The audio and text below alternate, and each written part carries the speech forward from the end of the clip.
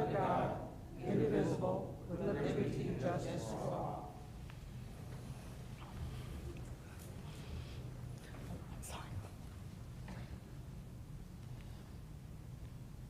Thank you. Madam Clerk, please conduct a roll call. Banks. Here. Collins. Present. Simmons. Present. Tamayo. Present. Reyes. Present. Guy. Present. Akil. Here. Blair. Present. Gandala. Ngandela, present. Let the record show that all members of the Citizens Review Board are present. At this time, I ask the Vice Chair, Irene Guy, to read the meeting guidelines. Thank you, Rashid. Please silence all electronic devices. The duties and responsibilities of the Citizens Review Board are to review completed department investigations involving use of force in cases of importance and interest to the community or the city, determine whether the disposition of reviewed cases was consistent with department policies and procedures, review matters of importance or interest, and make recommendations regarding the handling of these matters. Determine whether any revisions or additions to department policy and procedures are appropriate in reviewing matters of or importance or interest, and report findings and recommendations to the mayor and chief of police. Cases that are brought before the Citizens Review Board are closed internal affairs cases that have been investigated and brought to the police chief for disposition. It is the Citizens Review Board's job to review the cases and render an opinion as to whether the investigation was done according to department policies and procedures. The Citizens Review Board members are provided the investigative files in advance of the meeting. The Citizens Review Board will hear from the department whenever matters of interest or importance are requested for review by the board or the department. Members of the public will have an opportunity to address the Citizens Review Board during the public comment portion of the meeting. At that time, speakers will be given 3 minutes to speak. Members of the public addressing the board will first identify themselves by full name and address. Comments should be limited to matters related to the Tampa Police Department. Comments should not be made regarding ongoing professional standards investigations. Any member of the public who speaks without being recognized may be ruled out of order by the chair. Public comments should be directed to the board as a body and not to individual board members. Thank you, Ms. Guy. Wait, is that all of it? No, it isn't. I'm sorry. I'm having a hard time breathing with this on, sorry. The coordinator for the board is Captain Kevin Schoolmesters. Any person who wishes to make a complaint concerning a matter which may be considered by the Professional Standards Bureau should see Captain Schoolmesters for information on how to file a complaint. The chair is responsible for maintaining an appropriate business-like decorum during the meeting. If anyone disrupts the proceedings or interferes with the process of the meeting, the chair shall have the right and obligation to ask them to discontinue the disruptive behavior. If the disruption continues, the chair may ask the person to leave the meeting and issue a warning to the person informing them that they can be removed from the meeting should they not leave. The board should not discuss matters where the city or the department may likely be a party in litigation.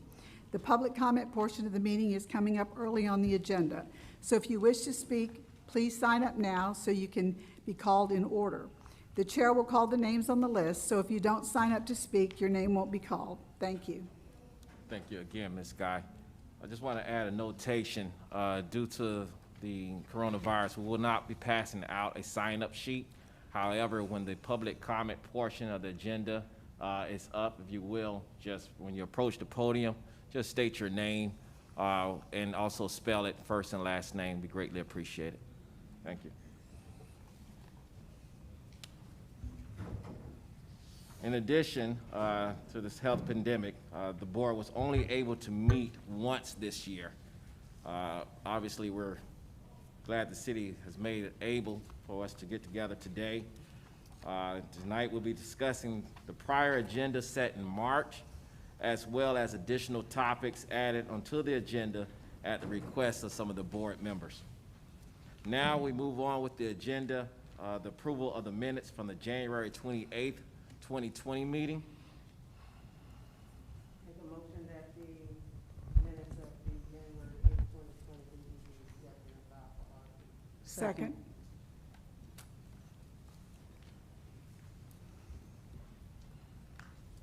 Dr. Collins has made a motion that the approval of the minutes of January 28, 2020 meeting.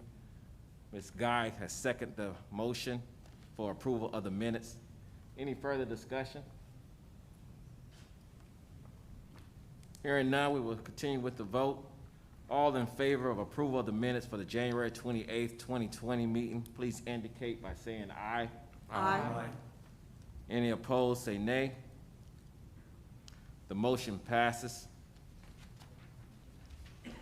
Thank you. Next on the agenda is the public comment portion. So again, if you will, if you're interested in allowing your voice to be heard, interested in any remarks, if you will, what podium will public comment? Anyone wish to approach the podium and participate in the public comment of the portion, please come to approach the podium. State your first and last name, including spelling. Matthew Yampolsky, M-A-T-T-H-E-W. Last name Yampolsky, Y-A-M-P-O-L-S-K-Y. My address is 8325 Bay Point Drive, Tampa, Florida 33615. So I know we're about to discuss all the things that have been going on in this city, but you know, I think it's pertinent to bring up what happened a few weeks ago when the mayor and the police chief were still approving of riot gear and tear gas and rubber bullets as a method to disperse crowds. I was part of a peaceful protest that were doing nothing out of the line. The roads were blocked already. The cops showed up in the riot gear, and nothing happened. Nothing happened. A plastic bottle, because I was right in the front, empty plastic bottle of water hit a cop in riot gear in the shoulder, brushing against his shoulder. And what did he do? He turned around in anger and sprayed the crowd with his gun. Now, I don't care if they were lethal bullets or rubber bullets or pepper bullets, I don't care what they were. For a police officer to turn around in anger and spray a crowd is absolutely appalling. And for that to be going on in the city is appalling as well. We don't know if he didn't know who was behind him. A child, a 3-year-old, because there were kids at these peaceful protests because they were just that peaceful. Okay? And I don't understand how this city can trust a cop to fix the cop problem. Because that's what we have in Mayor Castor, just a cop, less than 5 years removed from being the boss of the cops. And now she's just a bigger wig, still in charge of those same cops. And she's approving those violent measures against peaceful protesters. And that's ridiculous. So things have to stop, things have to change. This cannot be fluff and conjecture and, oh, we hear you, and the time for conversation has passed. The time for conversation has passed. It's time to move forward from this archaic BS, get rid of the cops, and have our community leaders figure out a better way to handle the crowd and handle our city streets, okay? Because it seems to me we can handle it better ourselves than anybody in charge as of right now. You notice how there hasn't been any looting or fires or anything torn down ever since she's pulled back the police presence? Have you noticed that? Has anybody noticed that? Nothing's happening now. Nothing's happening now. So something has to stop. Something has to change. We can't just say, yes, yes, yes, we'll talk about it. We'll have a meeting with cops and kids. No, that's not enough. It's not. So do something. You guys are in power and you are able to do something. And you can make change happen. So make it not conversation and make it action. Get Castor out of here. Let her have her scapegoat and Dugan and get him out first. She'll lose re-election anyways next year. But you guys need to change it. You guys do. I yield my time. Thank you. Thank you.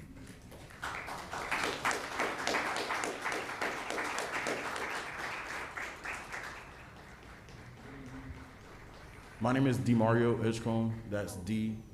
Just one moment, Mr. Mario.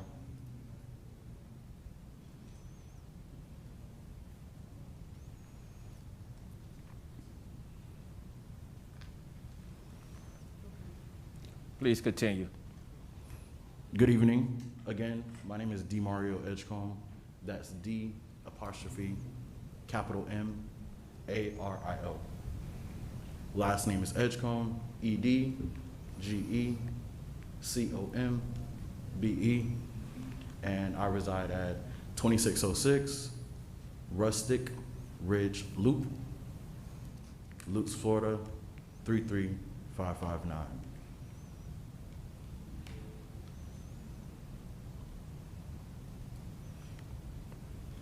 So I'm here to recount events also from Thursday, June 4th, 2020. I was a part of the organizers who hosted that protest. At the start of the protest, just like any other protest, we always preach peace, right? That everybody needs to be peaceful. Don't be that one person to mess it up for the group, because even though you might be that one person, it sheds light on all of us. We already seen that how protesters are stigmatized as rioters, as looters. We seen at our first protest, even though it was our protest, we were part of the first protest of the day on May 30th. That night ended in rioting and looting, and now all protesters are rioters and looters. So anyway, back to Thursday, June 4th.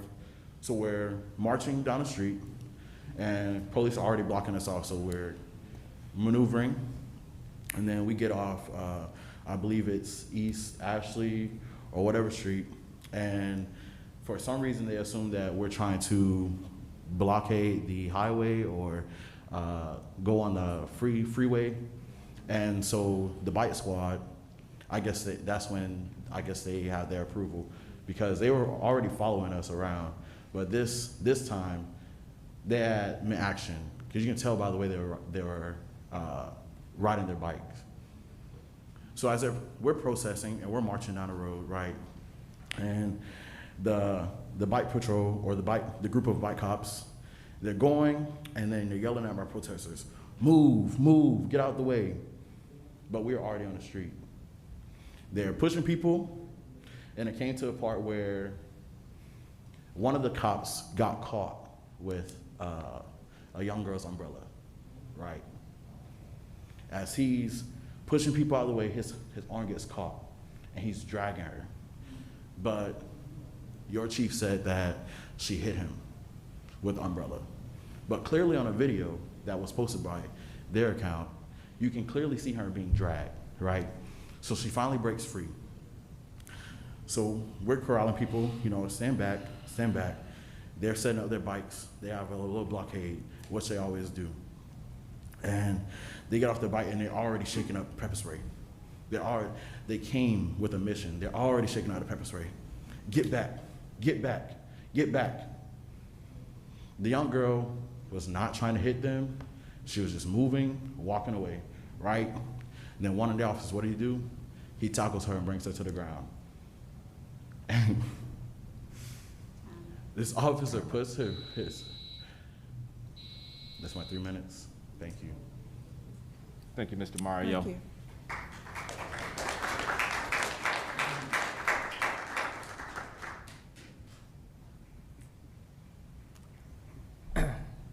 Hi, my name is Timothy Watson, Timothy Watson. Reside at 5308 North 50th Street, Tampa, Florida, 33619. I was also, there's a common theme here, I was also one of the peaceful protesters on June 2nd. I happened to be arrested that night. We were given a 3-minute dispersal order to disperse.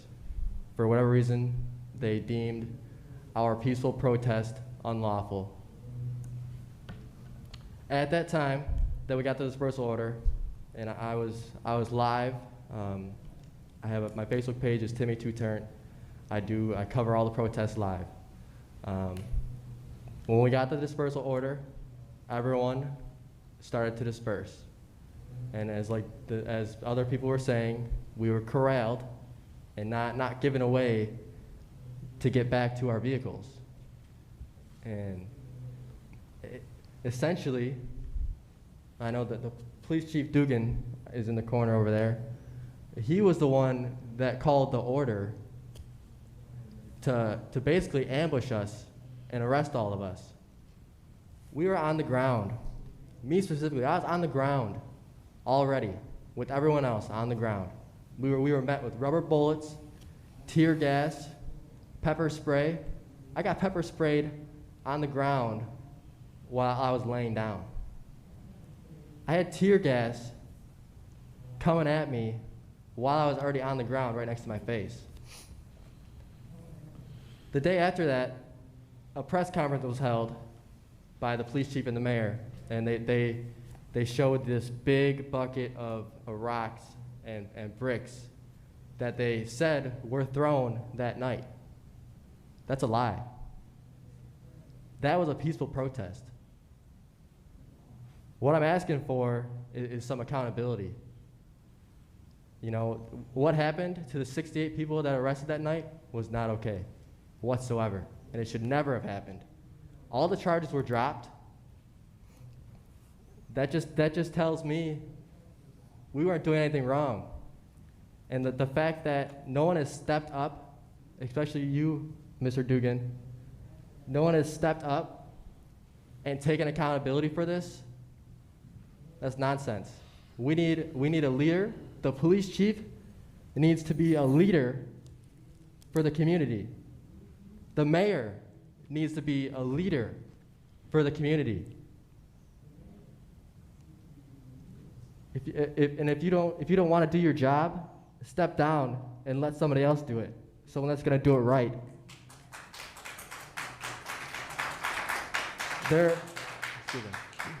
There's a huge divide in this city right now. Huge divide. And it's not black and white. It's the people versus the police department.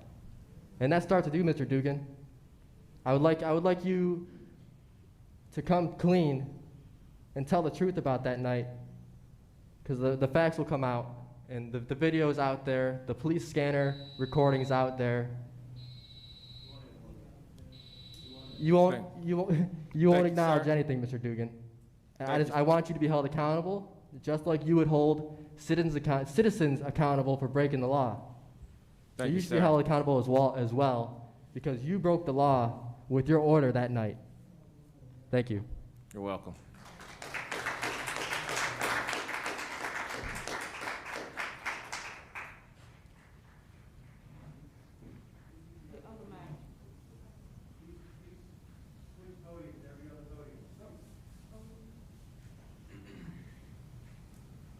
Hello, my name is Didier Salgado, Didier Salgado. I stay at 15105 Buckhorn Court, Lutz, Florida, 33559. I would also like to recount events because I was there during that peaceful protest. Not only was I there, I was at the front. Just to back up on the events that happened, first things first, to say that the empty water bottle being thrown was a reason to tear gas a whole group of people, number one, is an issue within itself. Number two, there's multiple videos, not just one, not just three, but there's literally videos everywhere on social media that have shown each and every angle needed to show that these police were spraying us before any water bottle was thrown. Thirdly, the next day, well, I was sprayed twice, not just once, but twice. Once across the face, and then again across my body by Officer French. So the next day, while I was in pain trying to watch whatever lie statement would come forth, someone asked the chief in the corner, I won't say his name because I don't respect him that much. Somebody asked him, let's say this did happen, why was that much force needed on a 17-year-old girl? And in the most disgusting words I've ever heard, insensitive to everything happening, there's no way he can deny it because it was on TV, he had the nerve to say, had the officers done this to George Floyd, he would still be alive. How insensitive and how disgusting is that? So I just need accountability to really take place when there's literally multiple facets of evidence out there available. There's no reason any of this is even being investigated. There's no reason it's even in question. There's no reason we have to fight to be heard. I yield my time. Thank you.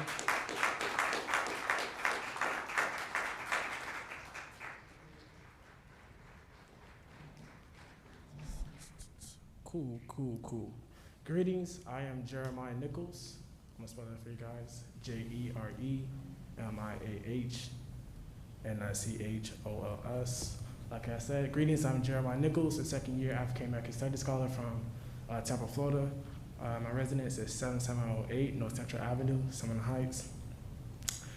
And I do want to recount a story, but also want to say something else. So first, the march on June 4th, Curtis Hickson Park. I remember we were walking down, I forgot what street of it, but it's the main street. And mind you, I'm marching with my mother. Civil rights activist back in the day, you know. And so we're marching, and then literally, like, we see a whole blockade, right? And for us, like, my mom is not a threat. she's 40 years old, she's not a threat. And for her, I gotta basically pick her up and run away from the tear gas. I think that is really uncalled for. Not to say they're old, but yes, they're old and we're kids. So why you see so much of us as a threat? That's just one perspective. And secondly, what power do you guys really have? I really do question that. And thirdly, I want to address the mayor's reform. I think it's whack, personally. She released the other day she's gonna form a 40-member task force of community leaders, business owners, etc. Well, who determines who's a community leader? Because apparently, we're the ones leading the community. What business owners is gonna be there? I hope Black business owners. So one thing I do wanna press is that the ones that need to do the reform and need to be at the helm of this reform is not the mayor, it's not the police chief, it's not even you guys, it's us. We're the ones who are getting hurt, brutalized, and so we need to be at the helm of the reform. Not even reform, but revolution. I yield my time. Thank you.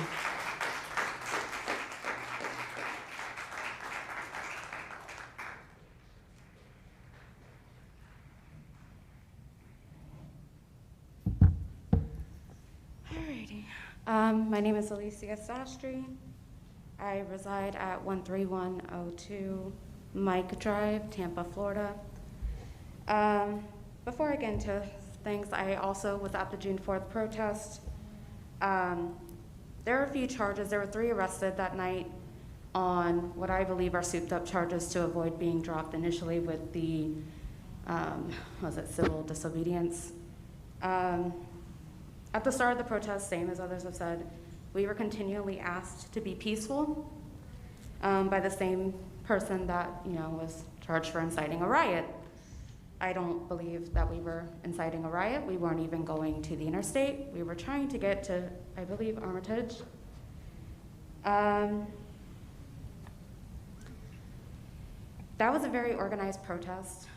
There were medics assigned. There were, legal representatives assigned. We had all intentions of being peaceful. The only reason why it went the way it did, I believe, in my experience, was because of the Tampa Police Department. If you've noticed, there's still protests going on, whether they're getting coverage or not, as much as before. They've all been peaceful. What's the difference between that? Tampa Police Department has left us alone. That being said, there's a few things I think that could be changed in our community. There's way too much funding for the Tampa Police Department. I believe those funds should be allocated to mental health resources, social services, education, community-led. I don't like the word policing, but we need to be more involved in our community, not the police department. I think we know our people best. I think we have the best chance of making it work. The bulk of the budget goes to TPD. It needs to be dispersed out into other resources. One of the biggest things I did want to at least add was, you know, these officers, they need to hold themselves accountable. In Minneapolis, if the other officers had held, you know, I'm not going to say his name, but if they had held him accountable, George Floyd would be alive today. I think it's the duty of all Tampa Police Department, any cop should be able to hold each other accountable. I think that I think cops should be reprimanded if they don't hold each other accountable. That falls for TPD as well. If you guys see something, you should say something, you should hold each other accountable. If we have to do that as a community, so should TPD. That's all I really have to say. I yield my time. Thank you.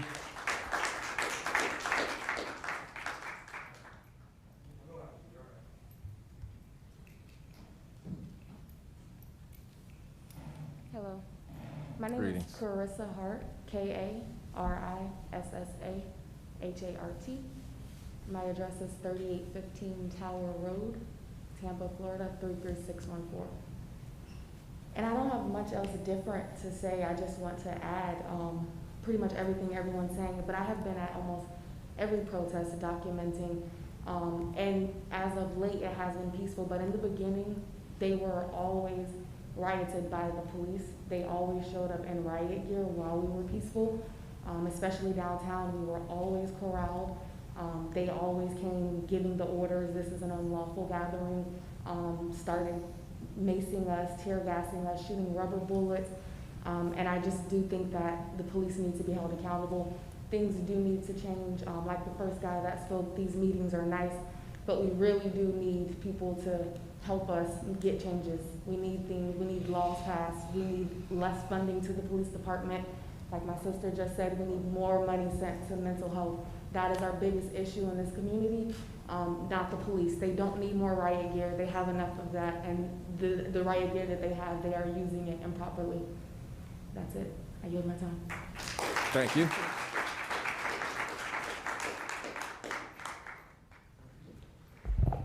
All right. Hi, my name's Alex Schwab, S-C-H-W-A-B.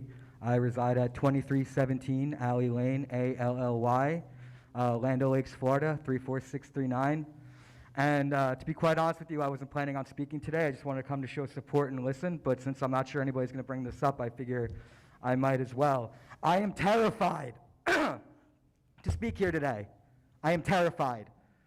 And that is because on Twitter, I saw something about TPD releasing a protester's name, age, and address to the public.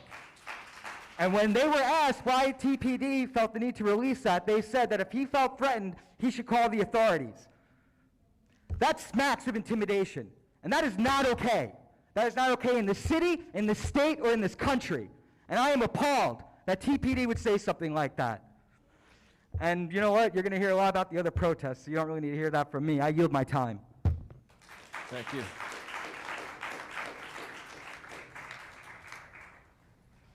My name is Timothy Watson. I've already spoke. I just wanted to add, one more thing. I mean, is anything going to be heard at this meeting? Is anything going to be done? I'm looking in the corner right now, and I see the police chief on his cell phone texting, not giving a crap about what's going on.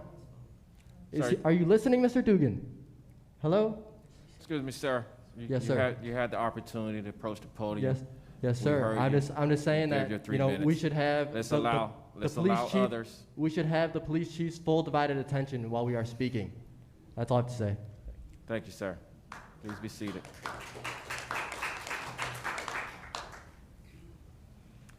Good evening. My name is Holly Katchler, Hollykachler, and I reside at 6230 Wild Orchid Drive, Lithia, Florida. I attended a protest on May 31st here in Tampa. This was the day that the curfew was assigned. This incident occurred about an hour before the curfew. We were kneeling in the streets, and the officers started spraying us with tear gas. Completely unprovoked. We were sprayed with tear gas for kneeling in the street. We then started chanting the word peaceful to remind the officers that we are being completely peaceful. We were chanting the word peaceful, and officers started shooting rubber bullets at us for chanting the word peaceful. My friend was hit in the head by a projectile. Officer Dugan, what about an 18-year-old girl chanting the word peaceful warrants a projectile being shot at her head? Why were they aiming at her head in the first place? That's absolutely ridiculous. That's not okay. And we need to hold these officers accountable, and we need to hold our chief accountable. Because the fact of the matter is, this has happened for far too long. It didn't just start with George Floyd. This issue has been happening for years and years and years and years, and we need to do something about it. It's too late. This should have been taken care of, I don't even know how long ago, but nobody is listening. So I ask you all here today, please, don't just sit here and listen to us. Actually hear what we have to say and make some change. I yield my time. Thank you.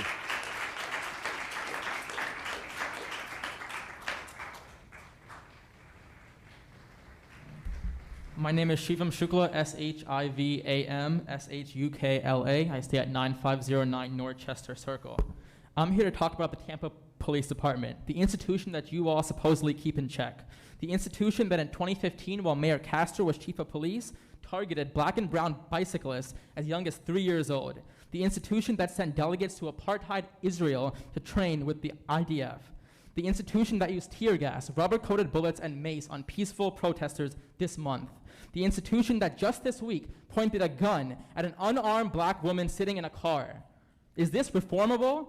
Tampa police did all this, plus countless other examples of arbitrary arrest and police brutality while reforms had already been implemented. Mayor Castor and Chief Dugan in the corner over there proudly say that their department adopted the 8 can't wait policies. But what does this mean? It means that despite those reforms, the police are still a violent, oppressive, and out of control force. It proves that reforms don't work. It proves that we need to defund and abolish the police department. But let's talk about this past month. I was at a protest on May 30th, one of the first ones on Fowler. Even Mayor Castor marched beside us and tried to, take some pictures for the media. Then less than 24 hours after, she told her police department to attack us at a protest near MLK Boulevard. I was at that Cyrus Green Park protest. It was 100% peaceful. There were kids there. Then the police showed up in full riot gear and started shooting tear gas canisters, rubber-coated bullets, and pepper spray at everyone. I saw clearly marked medics who were shot and gassed while trying to help people. I saw protesters who were walking away and were shot in the back. Is this reformable? By a long shot, the most violent, brutal, and chaotic group of people during the protest have been the police. They instigated and started the violence. Yet Castor and Chief Dugan told the media that their cops showed restraint. You think this is reformable? Last week, Tampa Police and Chief Dugan over there posted on social media in support of a Back the Blue rally, where the Blue Lives Matter rhetoric was used. Let me just end by saying this. Black lives matter. Blue lives don't exist. It's not a blue life, it's a freaking blue shirt. So get a grip and abolish the police.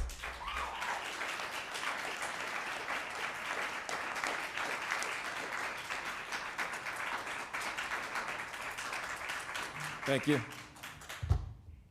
Hi, my name is Jamie Bullock, Jamie-Bullock. I reside at 1513 East Annona Avenue, Tampa, Florida, 33612. I would just also like to recount the events that happened on the peaceful protest on June 4th. I was in the front when officers dragged 17-year-old Marley Church to the ground and piled on top of her. I stood more than 10 feet away from the officers, recording everything, which I have video of, and I begged for them to get off of Marley. An officer to my right heard me and sprayed me directly in my face with pepper spray, completely unwarranted. I posed no threat to this officer. I did nothing aggressive of the manner, and I was sprayed innocently. I was not the only person sprayed in this crowd. Like several others have said, the entire crowd was sprayed with pepper spray, and we all ran as if we were gonna die because that's how it felt at that moment. We've gone past the point of police reform. I don't want to hear anything about reforming the police. I don't want to hear anything about Jane Castor. I don't want to hear anything about Dugan. At the end of the day, I want to hear what you're doing to our community and what you're going to do to help us with what's going on right now. We thought that giving the cops body cams would do something, and what do they do with those? They turn them off. So what makes you think that there's anything else that you're going to do to change their behavior except get rid of them? We don't need them. In that specific scenario, who are the police protecting? Because not the citizens of the community who they work for. That absolutely makes no sense, and I'm sorry for being so emotional, but it's like several people have said, it's past the point of talking. And how many more people have to die or be unlawfully arrested for you guys to understand that? I yield my time. Thank you.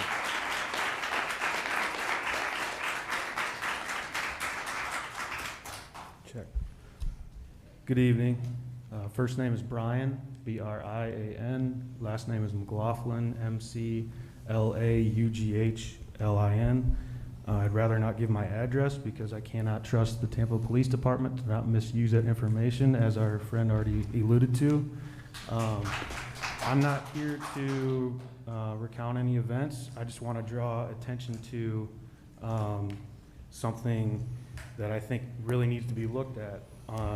The 2020 budget for law enforcement in Hillsborough County is $463 million.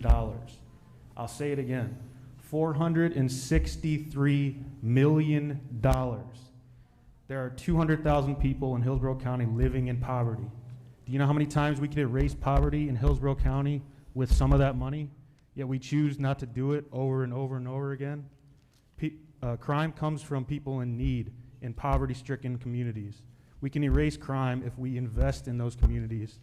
And I challenge you guys, our voices aren't being heard. When we speak up, we get shot with tear gas. You guys have a responsibility to pressure the decision makers and people in public office to carry out these wishes of the taxpayers, because that's what public office is for, is to carry out the needs and wants of the community. I appreciate it. Thank you.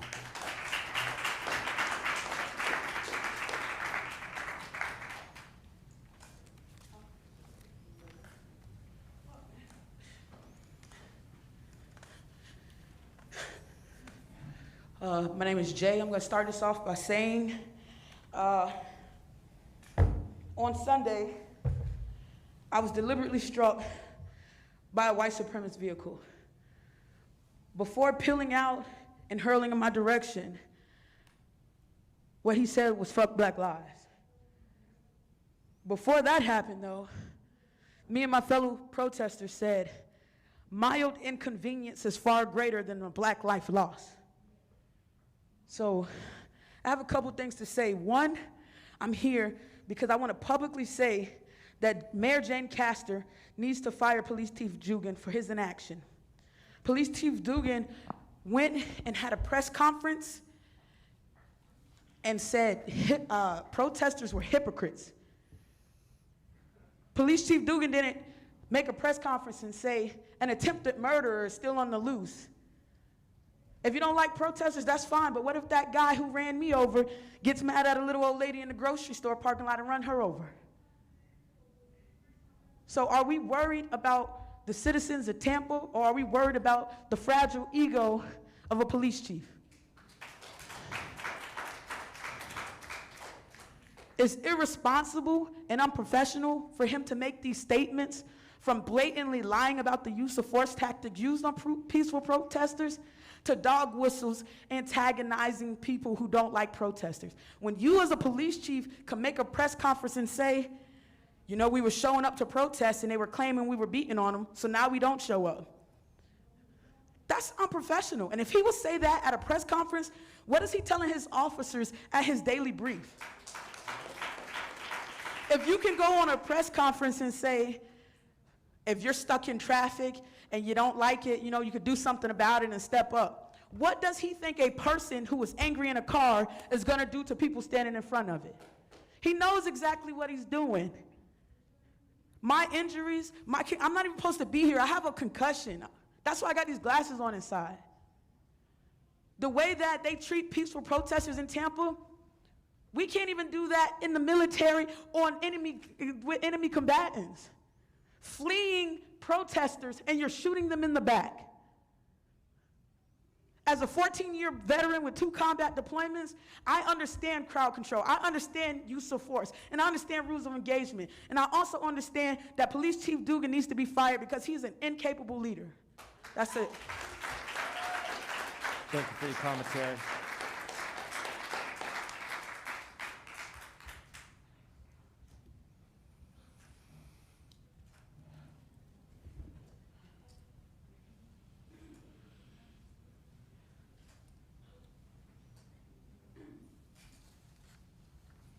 Hello. First, I would like to say hello, everyone.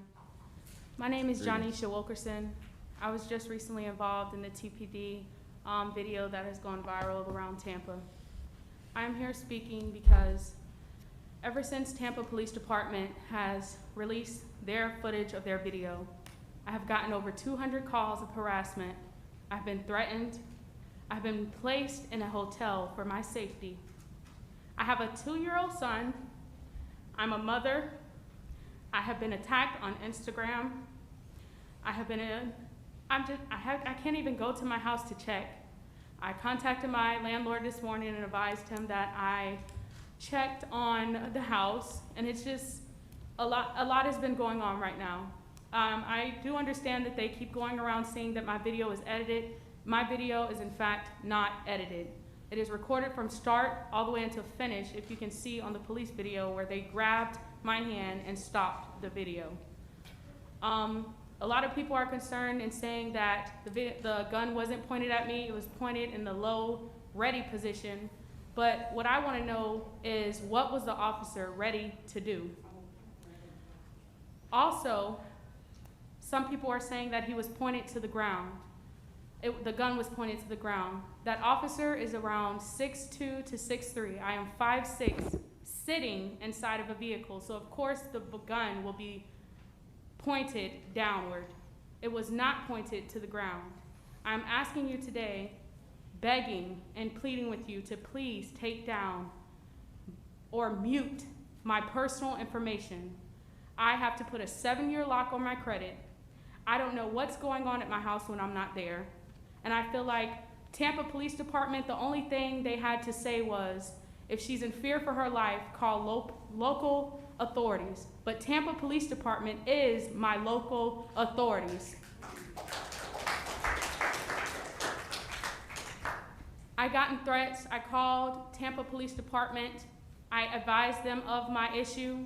They kept rerouting my call, telling me that this matter has to go through internal affairs. It has to go through the media specialist. No one have reached out to me. Not the mayor, not TPD, not anyone. I just want to ask a question to the officer who pointed their gun at me. What if you were in my position? What if I posted all of your information? What if your family was at risk? What would you do? Will you want that person to get in trouble? Will you fight to save your information? I just feel, honestly, like nobody is here for me. Only person that reached out to me is media and news. And to be honest, the only thing that's edited is the news channel. They only showed the first 5 seconds of the video and nothing else from the video. And I feel like that is completely unfair. I did 30 minutes to an hour interviews with each one of these news stations, and none of them told them how I feel except Bay News 9. So I'm asking again today and pleading to either mute out my information or take the video down in all. Thank you. Thank you.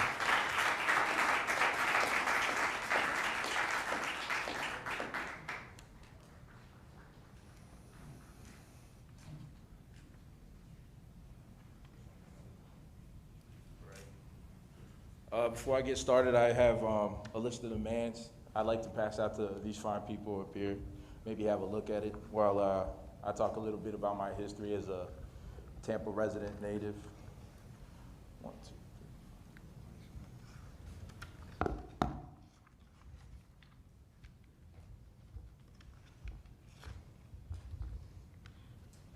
If there's enough time, I'll read these out.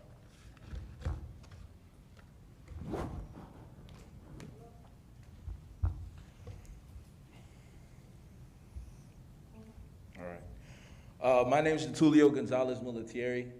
I'm going to give you a brief bio of myself so that you understand how it relates to this list of demands. I grew up here in Tampa my entire life. I went to Tampa Bay Boulevard Elementary. After that, I went briefly to Bayshore Christian School before being kicked out for not fitting in with my wealthy white peers.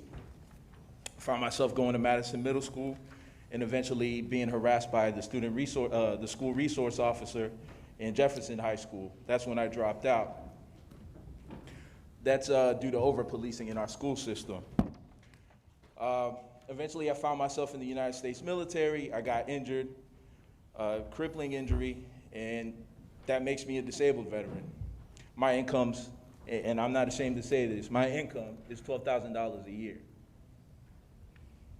I don't know about you fine people up here, but I don't think that's enough to survive on. So I think my perspective is a little more important.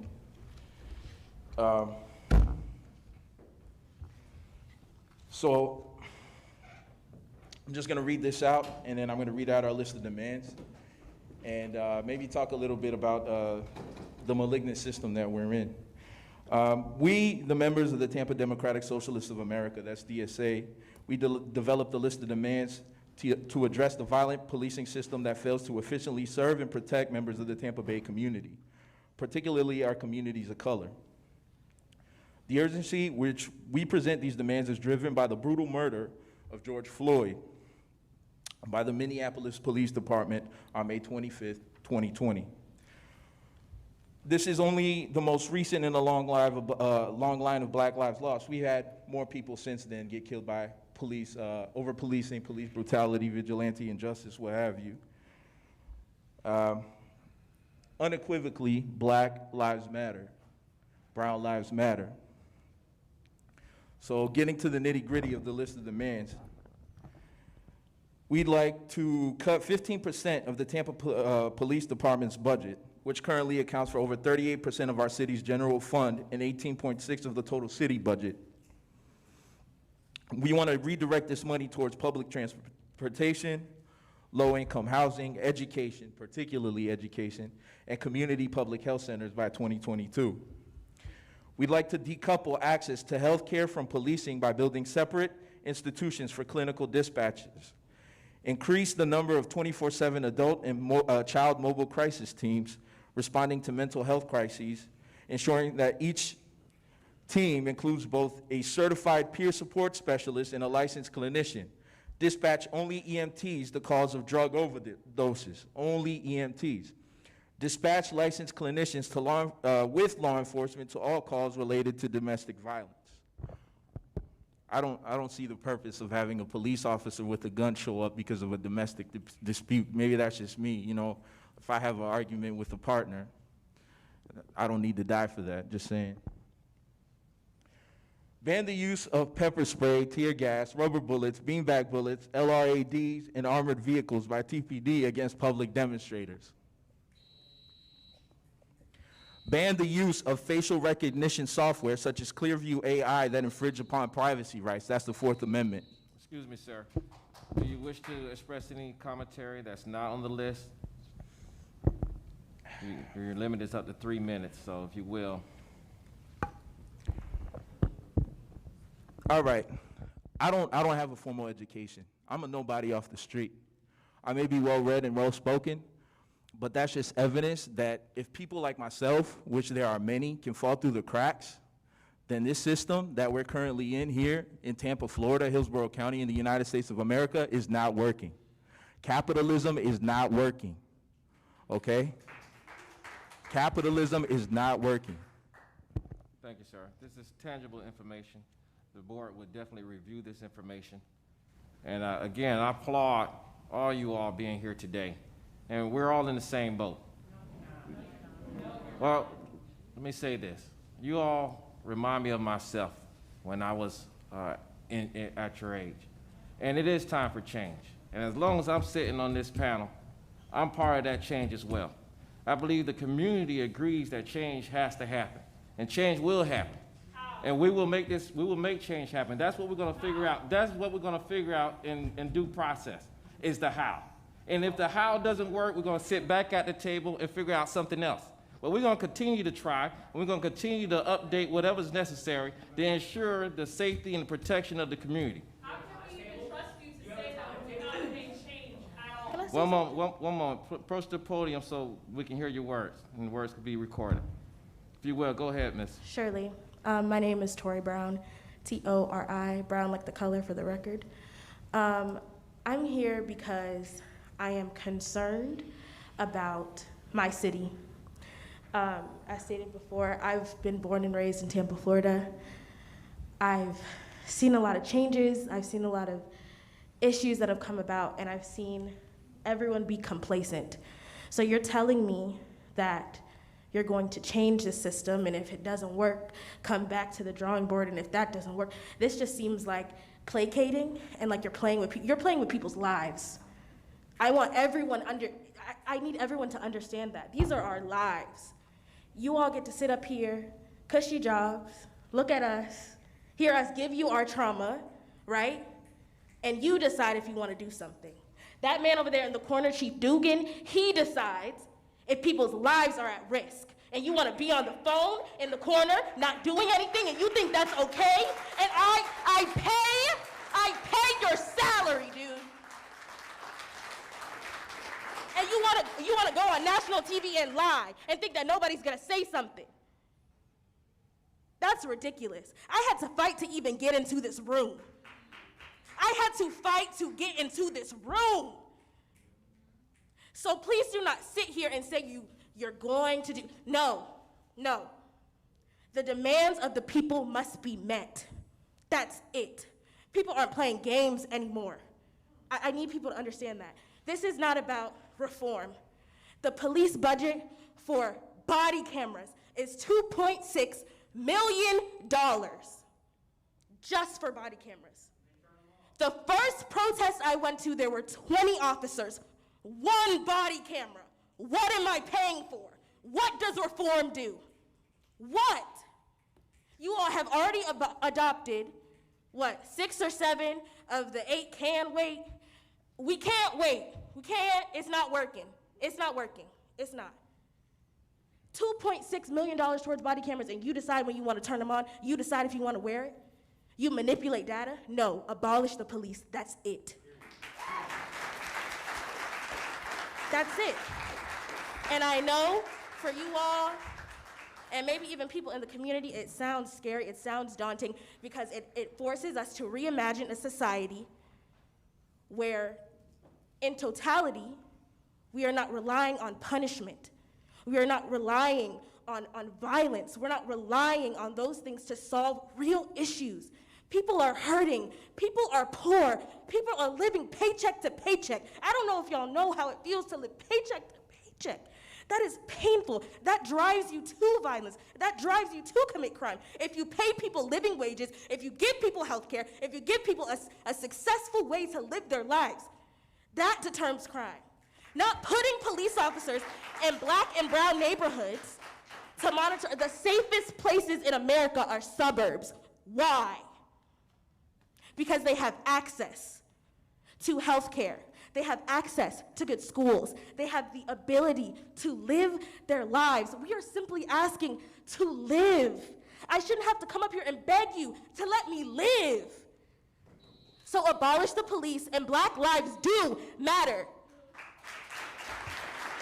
Thank you.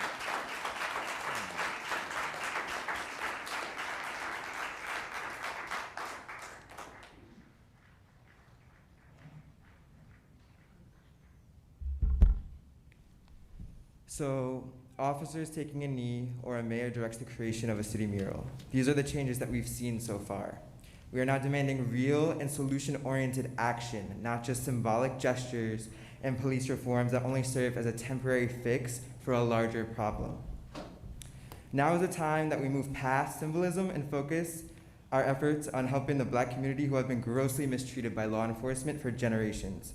It shouldn't be this hard to acknowledge that black people are human and that our lives matter. Any effort that Tampa political leadership has shown us thus far has been performative symbolism and a distraction from the real policy changes that we are demanding. Asking for police funding to be reallocated to other aspects of the community is not radical and is currently being done in other places in the US. Mayor Eric Garcetti is calling for a $150 million cut to the LAPD. Mayor de Blasio has confirmed that funding will be shifted from NYPD to Youth and Social Services. The Minneapolis City Council is beginning the process of ending Minneapolis PD and creating a transformative model for cultivating community safety. Do not tell me or anyone standing here that we are illogical for demanding that the Tampa PD be defunded, especially after their behavior over the last few weeks. And to clarify, adding 600 body cams to the budget when there's over 1,000 law enforcement officers in Tampa is not a solution. That is a distraction. If Tampa law enforcement was not on camera the day they brutalized a peaceful protest, I guarantee you this conversation would be very different. Until this is effectively handled, none of you sitting in front of me are with us at all. So do not tell us that you are until you make real changes.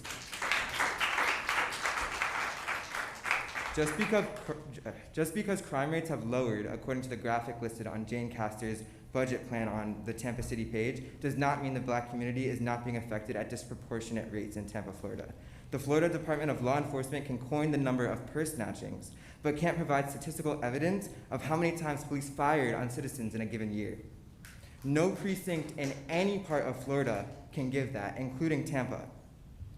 Between 2009 and 2014, the Times found that in 827 cases of police shootings, 66% of victims were Black. Black people were twice as likely to be shot after being pulled over for a traffic violation or by reaching for something that, like a license or a gear shift, something that the police thought was a weapon. That is not okay. And let me also add, Black victims were 4 times more likely to be shot in the back. I'll say it bluntly, Tampa leadership has failed us. They have failed Black people, they have failed Black women, they have failed Black LGBT, they have failed us, period. Reallocate the funding and explicitly speak out against this system, or I promise nobody is going to stop protesting anytime soon.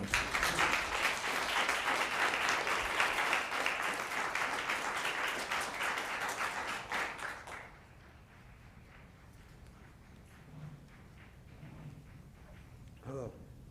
I don't know if y'all can hear me. I would like to speak on behalf of the protesters, on behalf of my colleagues that are out here every day, on behalf of people that graduated, on behalf of people that got into scholarships, on people that are in organizations that are progressing in life. These are people that live their lives normally every day, or try to live their lives normally every day. It is not easy for us to be sitting here and protesting every day, and we get called us to be the violent people. When on the other hand, the people that are violent are sitting on that side of the room. What I'm saying, in another way too, you said that you were gonna make change, and I'm just letting you know, we are not gonna stop until change comes.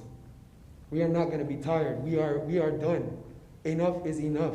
It's been 400 years. It's only been 30 minutes for y'all on the road to be saying to them, oh, if you're stuck on the road, do what you gotta do. For 30 minutes, it's been 400 years. If you can look to me when I'm talking to you, you can't even do that. That's exactly what cowards do. Thank y'all.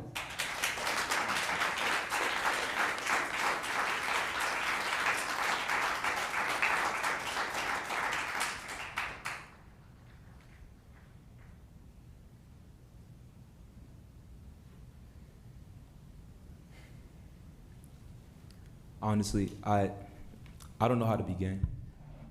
In all honesty, I'm tired of talking. I'm tired of talking because I know you guys will not help us. You guys have shown time and time again that you will not help us.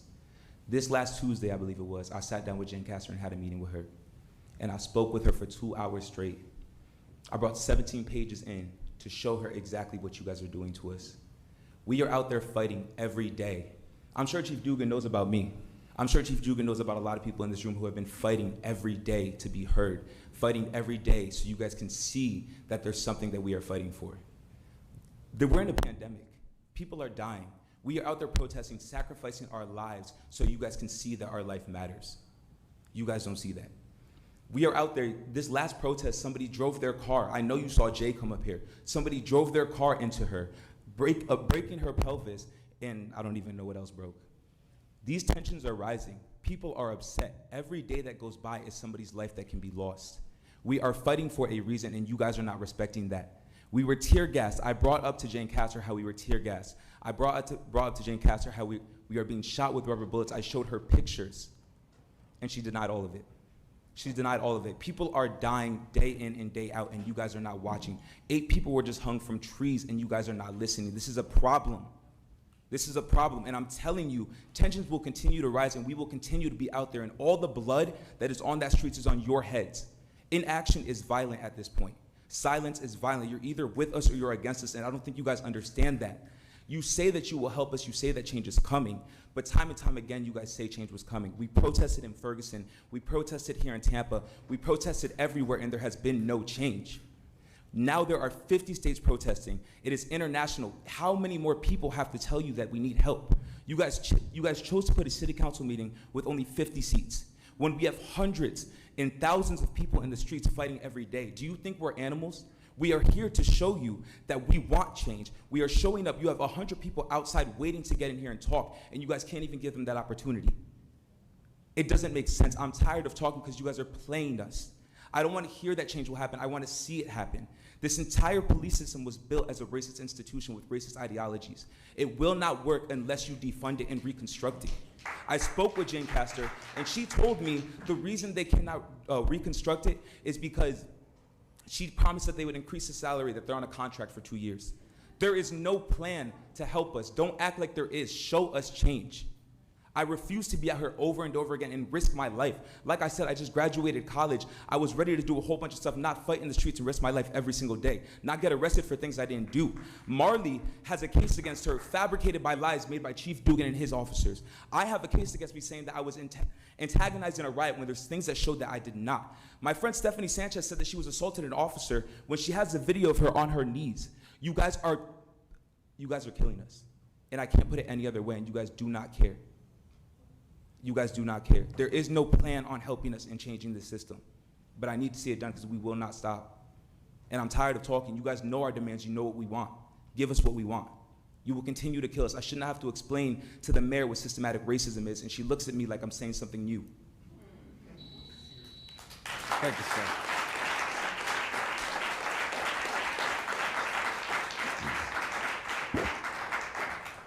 Hi, I live in Tampa. Real quick, I know you guys may or may not care. It doesn't really matter because you guys don't have any power, you don't have any teeth. You're just here to make us happy, so we have somebody to yell at. That's not Chief Dugan. That's not Mayor Castor. So I'm going to speak directly to Mayor Castor, who decided not to show up today. Fire Chief Dugan and then resign. I yield my time. Hi, my name's Lysandra Morales, and although I would like to curse you all out for just sitting there doing nothing, I yield my time to this man. Sir, you had opportunity to approach the podium and state your will. Yes, sir.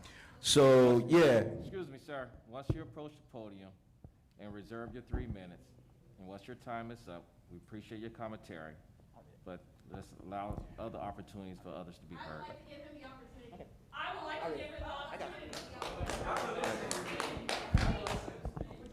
All right, well, I'm going to pick up where I left off. Sir. Keep the curfew related to public demonstrations lifted indefinitely. All right? If I get dragged out of here, it's tampadsa.org if y'all are curious for what the list looks like. Keep the curfew related to public demonstrations lifted indefinitely. Remove requirements for permits to exercise First Amendment rights.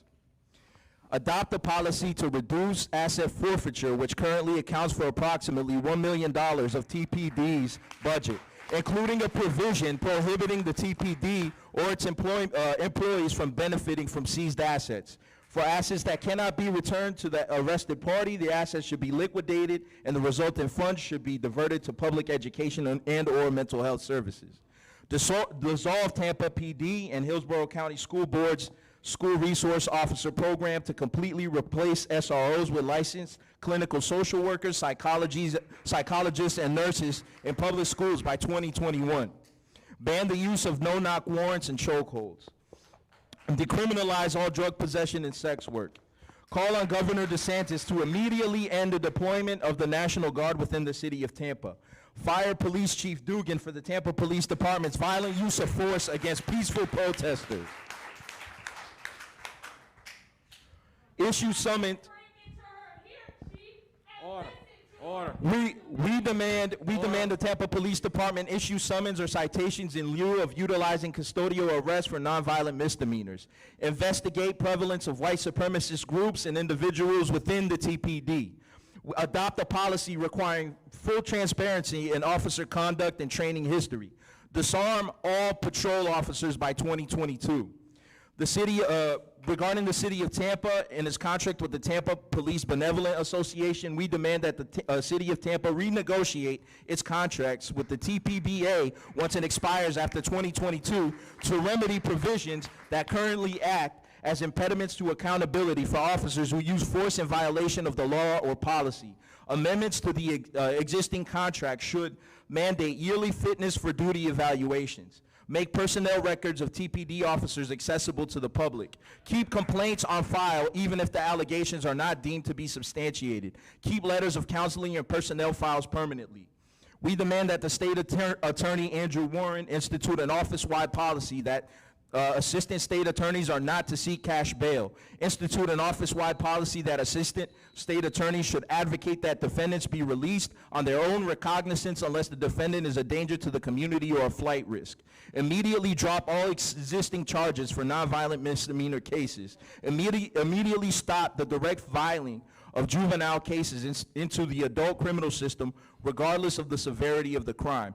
Continue the moratorium on evictions and foreclosures for the duration of the pandemic. Now that I'm finally finished with this list, this is my message to y'all.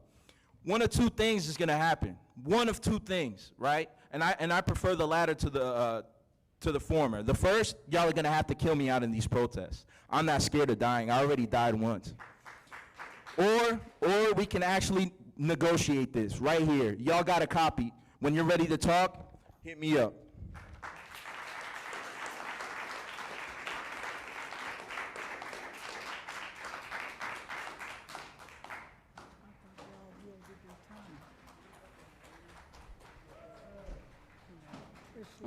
Hello. My name is Z Ramos. I'm at 401 West Kennedy Boulevard, Tampa. I've lived in Florida almost my whole life, and on May 31st, I watched TPD officers in riot gear advance on unarmed community members unprovoked, and after shooting many of us with sublethal rubber bullets directly instead of at the ground, which is protocol, I watched a 12-year-old little girl get pepper spray directly in her face twice while looking scared 4 blocks from her home. She had a panic attack afterwards. And throughout protests I've attended over the last few weeks, TPD officers have assaulted community members and targeted medics and children, which violates the Geneva Convention and local protocol. A local white supremacist tried to run me over on Sunday and instead drove over my friend, as she spoke earlier. For this and other reasons, I support the full abolition of the Tampa Police Department and a reallocation of every single cent used to murder our community for housing, public transportation, health care, education, food gardens throughout the city, green energy, and all other community needs in this city. Consider some facts from an amazing article written by Maria May Cava for the New York Times. It's called Literally Abolish the Police. We can't reform the police. The only way to diminish police violence is to reduce contact between the public and the police. There is not a single era in the United States history in which the police were not a force of violence against Black, brown, and indigenous people. Policing in the South emerged from the slave patrols in the 1700s and 1800s that caught and returned runaway enslaved folks. In the North, the first municipal police departments in the mid-1800s helped quash labor strikes and uprisings against the rich, like the ones you've seen in the last few weeks. Everywhere they have suppressed marginalized populations to protect the status quo and property. So when you see a police officer pressing his knee into a Black man's neck until he dies, that's the logical result of policing in America. When a police officer brutalizes a Black person, he, like Chief Dugan, is doing what he sees as his job. And after the 1967 urban uprisings, the Kerner Commission released a now familiar set of recommendations, like working to build a community support for law enforcement and reviewing police operations in the ghetto to ensure proper conduct by police officers.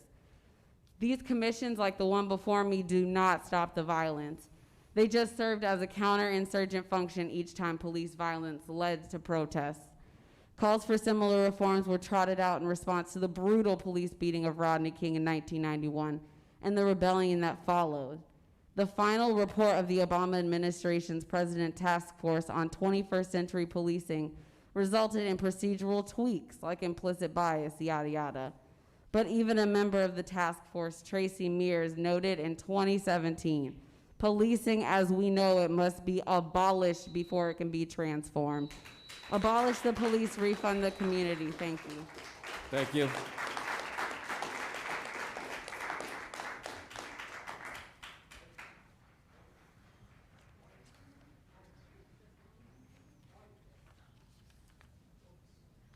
Hello. I honestly am feeling a lot of emotions.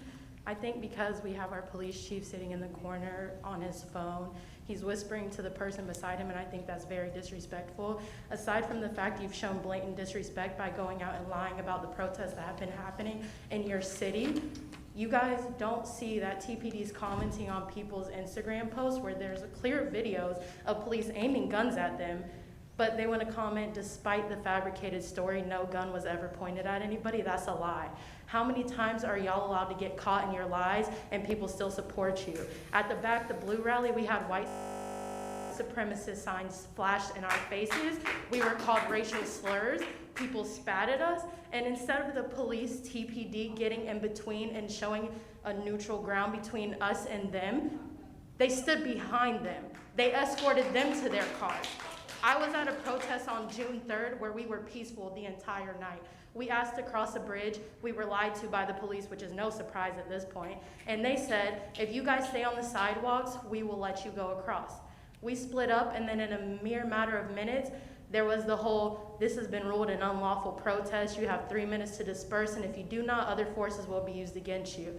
As we were trying to get back to our vehicles, TPD blocked off roads and routes, which they always do. I don't know why it's so hard to mind your business. If you're not for us, get out of our way. We're not hurting you. They blocked us off. They trapped us in a little courtyard, and I literally sat from my car. Thank God my car was there, because I would have been in jail. For what? We try to run away from you guys. We try to abide by your rules, and you are not listening to us. We're out here protesting. We're in the front of another civil rights movement. Another, might I add. 54 years ago, the Black Panther started. I'm sure a lot of y'all have at least 54 years under your belt, so if it's not bothering you to see history repeat itself, if it's not bothering you to see your grandchildren out here judged by the color of their skin, then I'm sorry, and I don't mean to be disrespectful, but you need to resign and walk out the door. We're not asking to be looked upon as the saviors of the world. We're asking to be looked upon as a generation that demands justice and equality for all. We don't need a police chief lying about what's going on. There's so many more videos that he even knows about. And you want to sit there in the corner on your phone? How much more disrespectful could you or your police officers be? Y'all want to talk about, oh, COVID. There was another Back the Blue rally outside of Tampa PD's headquarters. TPD actually came out and gathered with them and talked to them. Several people were not wearing masks. Do you think they got pepper sprayed? Did y'all see any rubber bullets flying? I didn't. That's the difference. We're not asking for y'all to do everything we say to do, which we are, but we know it's not going to happen. So at least give us equality, because me, as well as my brothers and sisters behind me, outside and in this room behind me, we all have a legacy and we have a family, and we'll be damned if it's ever our blood on y'all's hands.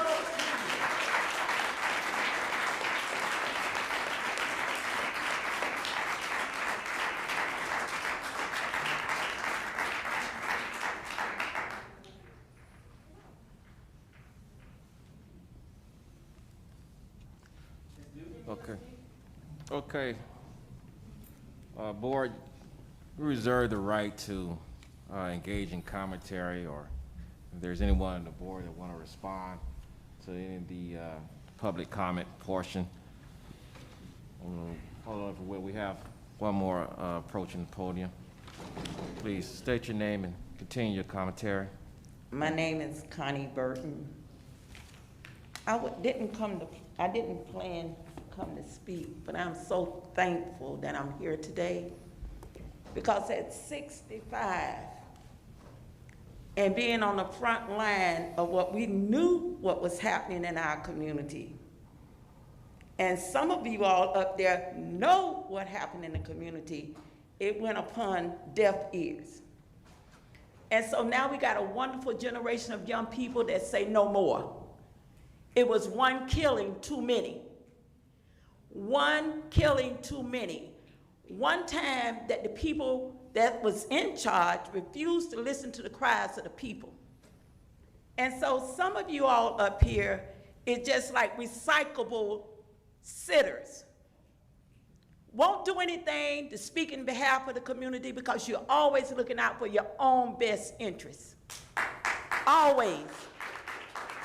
And I'm talking especially to the black board members, because you know better. You know, when living in public housing, and we was talking about the brutality of the community, and we was talking about how they was conducting themselves unprofessionally. Some of us got labeled as protecting drug dealers. And so now we have a sore that is festering all over the nation, and a little bit of ointment ain't gonna do it this time. It ain't gonna do it. Right now, in the community in which you sit on one of the boards in public housing, where people have a ton of charges, nonviolent charges, can't never see a future for themselves or their children. And y'all sit on these damn boards and don't open your mouth and don't advocate for the people. And so I wouldn't be calling for Dugan resignation before I call for Jane Castor's, because she has been the instrument behind all of it. 30 years as the police chief and now the mayor. And she still operates that police department. She does.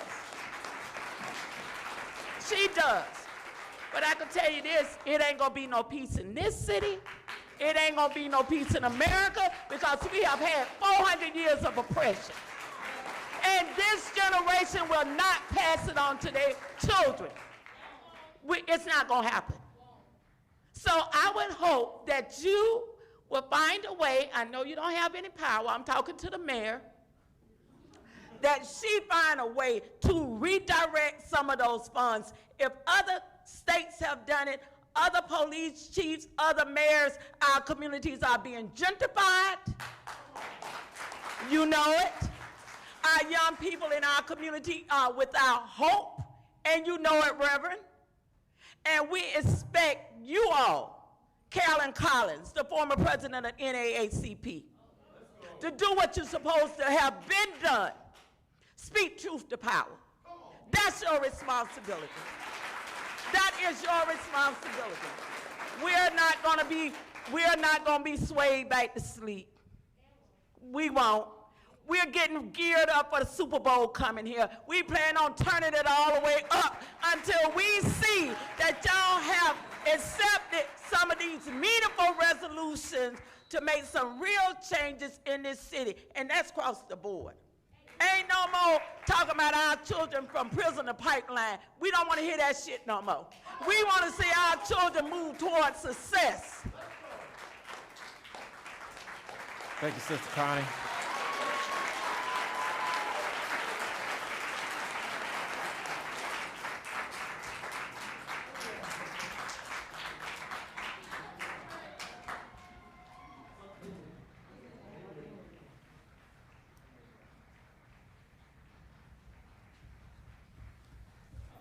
Hello. I was thinking I might come up here and start You about will how... state your name?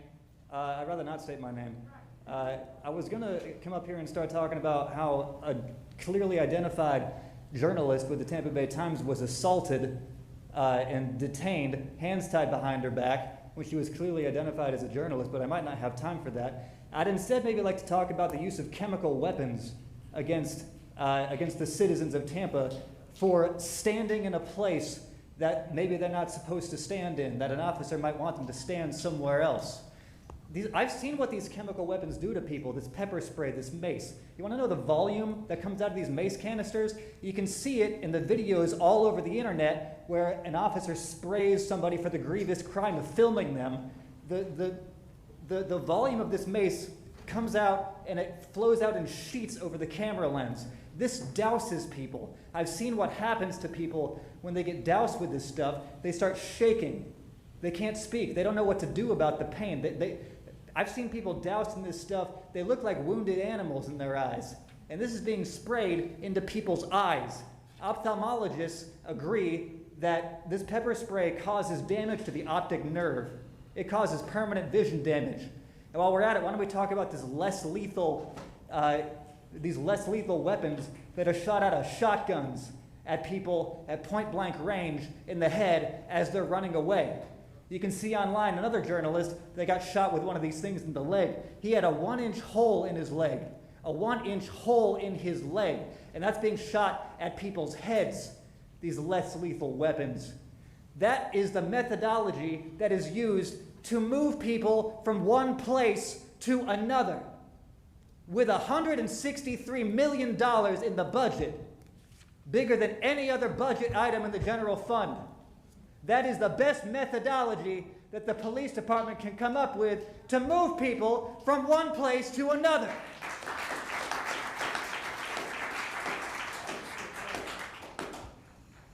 And Dugan over here on his phone, hanging out. I saw it in the Tampa Bay Times today. This guy has the nerve to say that he was upset that nobody seems to have the police department's back anymore. Nobody has our backs anymore. What crybaby nonsense! We pay $163 million, the largest portion of our taxpayer money, money that could be going to art programs, that could be going to affordable housing. No, instead that goes to the police department to dress up these riot cops like Darth Vader and shoot people in the face. And he has the nerve to sit here on his phone and say that we don't have his back. It's pathetic. It's a disgrace. It's a joke. I got nothing more to say. Thank you for your commentary.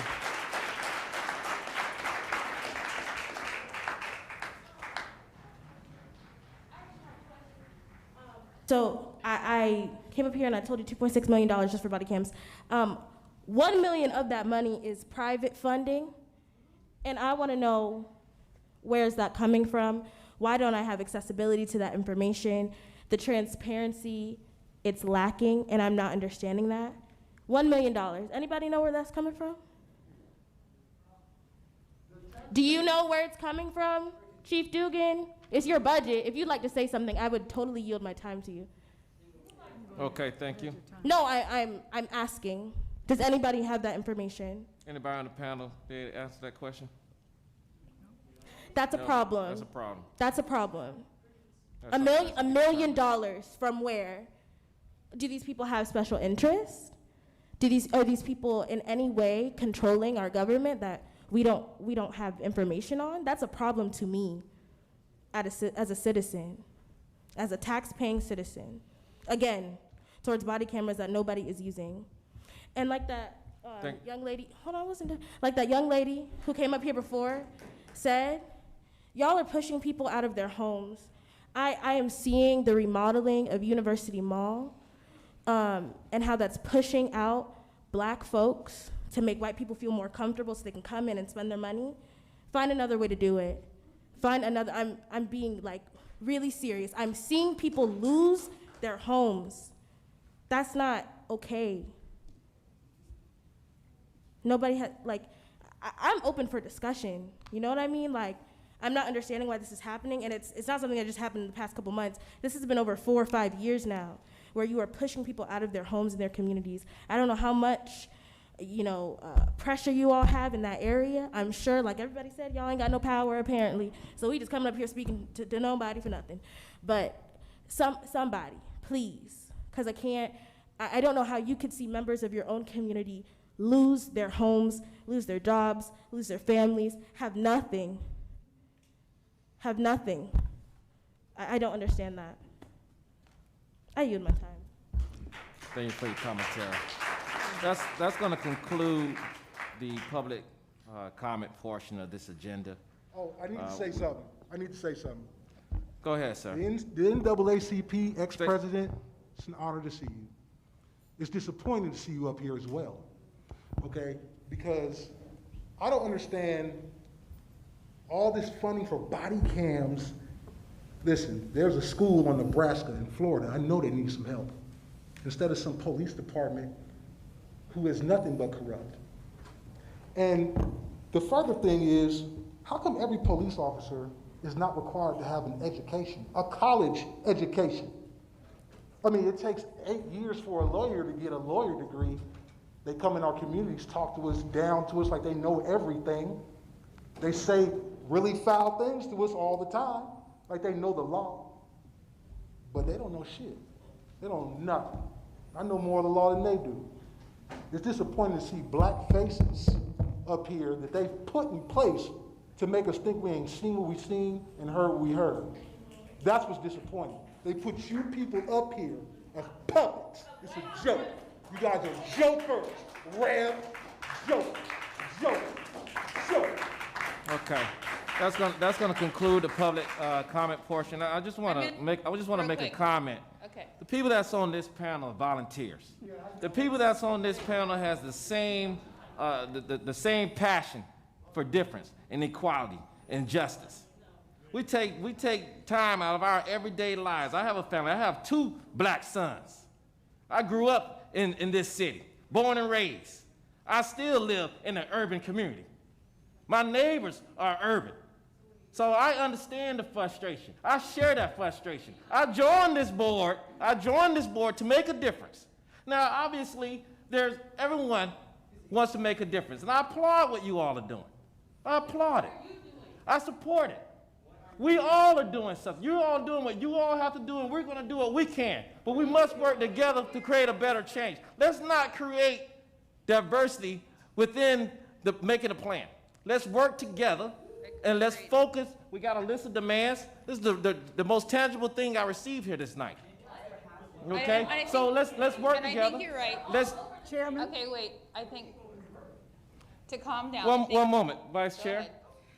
Yeah, I just wanted to let you know that the private funding was a grant. I don't have all the information in front of me right now, but it was a grant that the police department applied for. That's how they're paying for part of these body cams, which was something to protect the community and the officers. There is no question about that. Okay, we'll address that. But One moment. Wait a second. Please, the person at the podium, please speak. Yeah. There's okay. recording. So, my name is Candace Rojas Colucci, and I'll tell you the last time I was in this building, I was taking the Florida bar. So I am an attorney in this community, and I was born and raised in Tampa, Good for Florida. you. I practiced criminal defense for a long time. I still do it, and I also practice insurance law. So let me tell you what I went to law school and the things that I learned from a legal perspective. And I want to say thank you for your volunteering. And I hope that what will happen going forward is you will work with the community to make a difference. Because let me tell you what I've seen. I have seen the most driven youth ever. That's what are leading these protests. I mean, it was shocking for me to go out to these protests and realizing that they really were just teens being shot at, being pestered, being agitated. So this is what I'll tell you from a legal perspective of what I see, because I've done this law and I've seen it that way. There is something called qualified immunity, and I'm sure you guys know what that is. It is a doctrine that shields personal liability to an officer who violates a constitutional right. And let me tell you from a legal perspective what has changed. Every year that those cases go forward, the standard gets lower and lower and lower. So what they say a reasonable officer should be doing, it's even lower. They look at it now and say, well, if even the most pretty much inept officer would have done it, then it's okay. So what I've looked at it from is said, every single officer needs to have a body cam. I'm not gonna stand up here and tell you that you should defund police. And I'm not gonna tell you I wanna live in a world where there is not police officers. But I'll tell you, I don't wanna live in a world where police officers are not being held accountable for their actions. I have sat in courtrooms in this county, in surrounding counties, and have watched officers lie on the stand. If I get a criminal report affidavit, I can pretty much tell you if I find a video, it ain't going to match that report at all.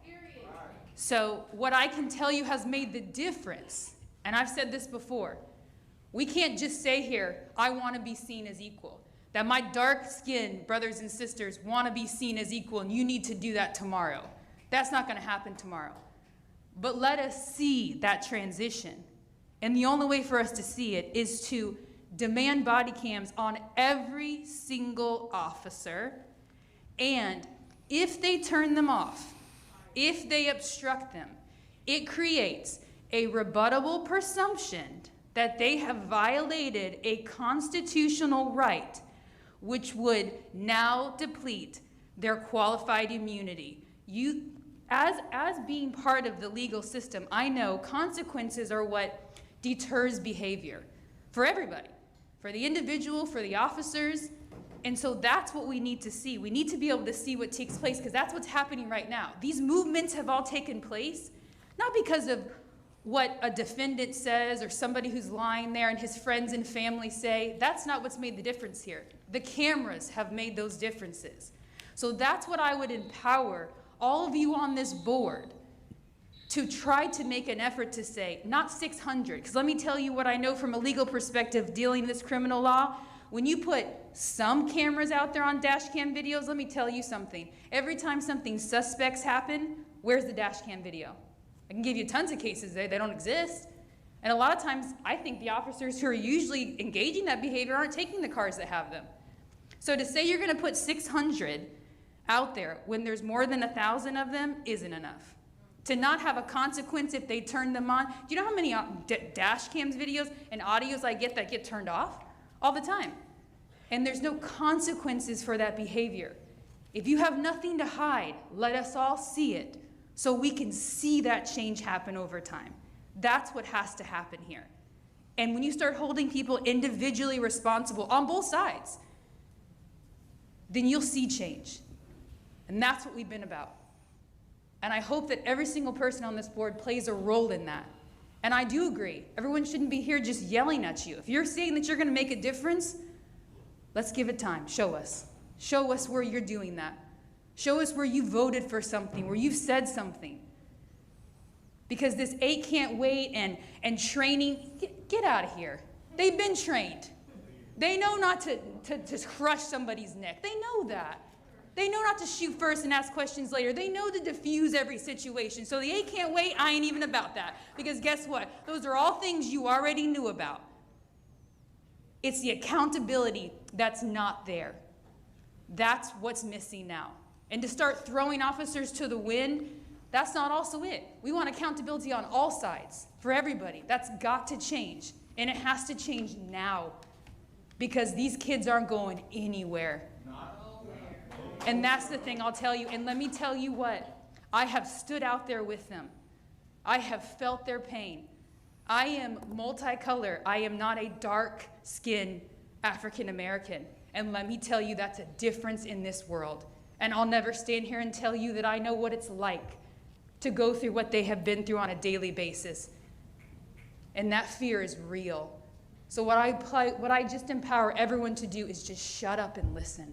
Just listen to them and believe them and say, guess what? We want to see a different future. We don't want cities to be burned down. We don't want anarchy. They just want change. Thank you. Thank you. Thank you. So I have a question too, and it's gonna be real quick, but accountability has been the word of the night, right? And y'all are saying that y'all gonna do change and y'all are here to make change. And several people have came here and said that Chief Dugan is on his phone, he's whispering, he's not paying attention, yet none of you chose to speak up, pause, and address him about his disrespect, right? But we're holding each other accountable. Yet he's still being disrespectful in this room. And none of y'all have chose to make him accountable of his actions. So how are we supposed to put our trust in you to make sure that you're gonna hold him accountable when you're not even doing it right now in our face? You want to speak about accountability? Let's, if you will, board, we can conclude in a 5-minute recess to regain order. We're going to continue. Chairman Akil. Why are we doing that? Well, Chairman Akil. There's no order. Here's the thing. Now, here's the thing. And again, you know, I support the movement. I support what you all doing. But hold on, hear me out. That's the problem. That's the problem. You can't point the finger at someone else if your action's not correct. Now, we got a process here. This is a board, this is a panel, there's guidelines. Now, if we have to sit by the guidelines, then be an example of those guidelines and don't disrespect the platform that we have set here for you. You're disrespected by not being at the podium when you're speaking. You're disrespected by coming at the podium twice. We mentioned guidelines. Let's abide by them. Let's have order. What guidelines are they abiding by, though? Let's do things in due process so we can create change.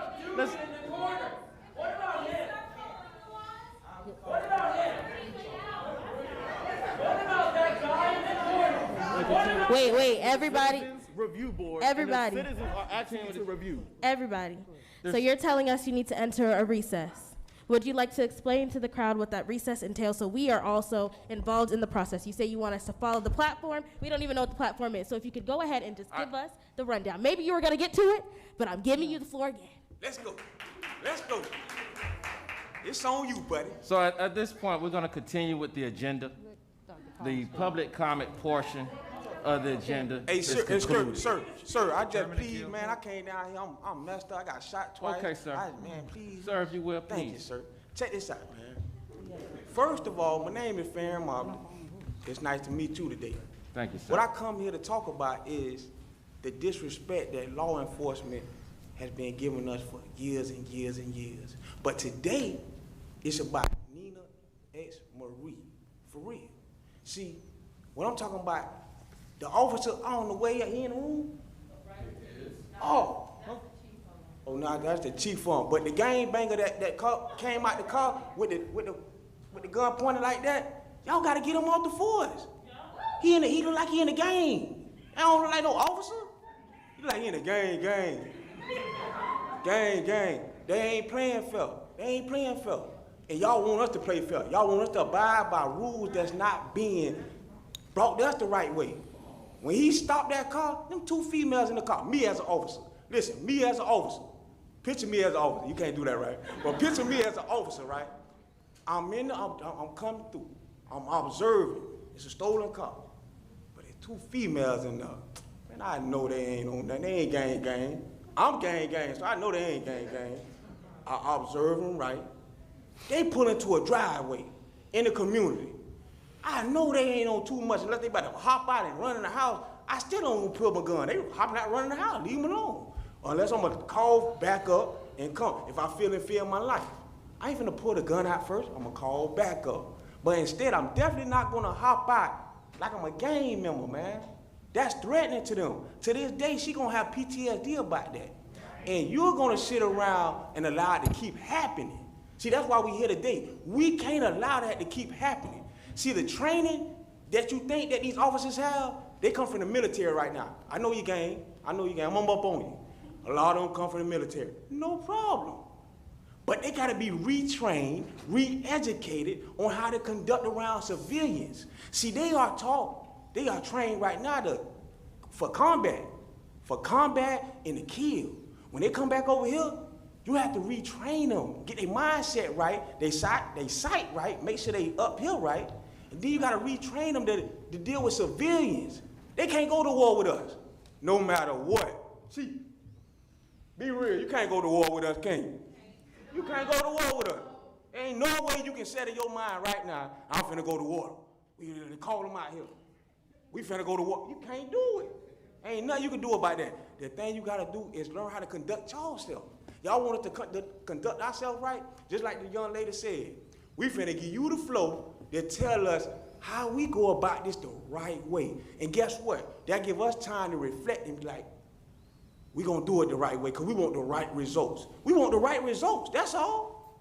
We don't want the negative, the positive, the okay, we want the right. What you standing for? With that flag, all them flags back there, I don't know what all of them mean, but I'm just saying, what y'all standing on, we gotta stand on it. You stand for nothing, you fall for anything. We ain't falling for anything, partner. We out here. They ain't playing fair, man. All I want you to do, sir, you know what I'm saying? You gotta dumb yourself down now. You gotta like think about the young man. See, think about me. Young man gets shot in Roper Park. And guess what? I ain't no snitch or nothing. Ain't nothing about that, but guess what? Y'all ain't came and seen about me yet. 2-3 weeks straight. I don't know what's going on. I don't know who shot me, what I got shot with, where it came from. Y'all ain't give me no information about that. But I'm supposed to abide by y'all rules. I'm infuriated with y'all right now. I'm mad right now. I need some answers right now. But I can't get none. So how am I supposed to go to by my daily life and respect y'all? Respect these badges. These badges don't give up about us, man. They don't care about us, man. Trust me.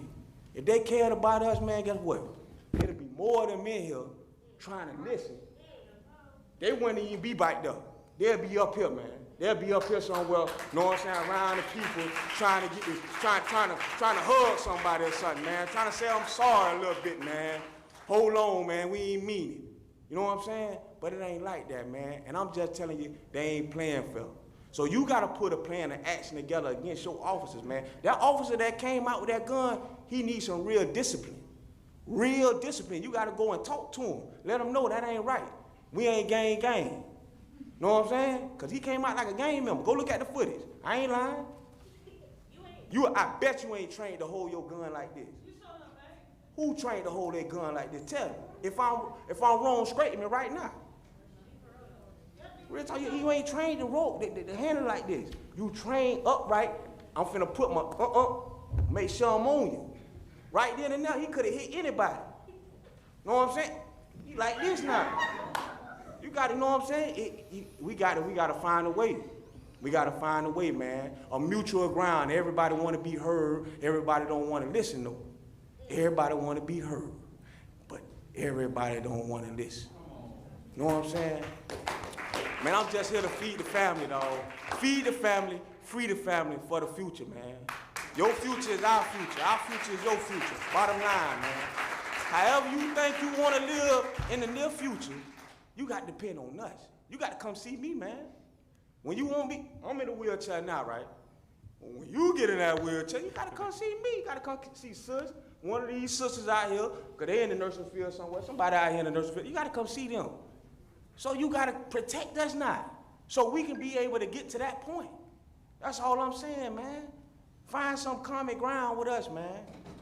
We love y'all too. You don't think that? What, you think we just haters? We don't hate us. We want some understanding. Know what I'm saying? Real understanding. Let us know what's going on. Hey, boss man, you listening to me? You locked in?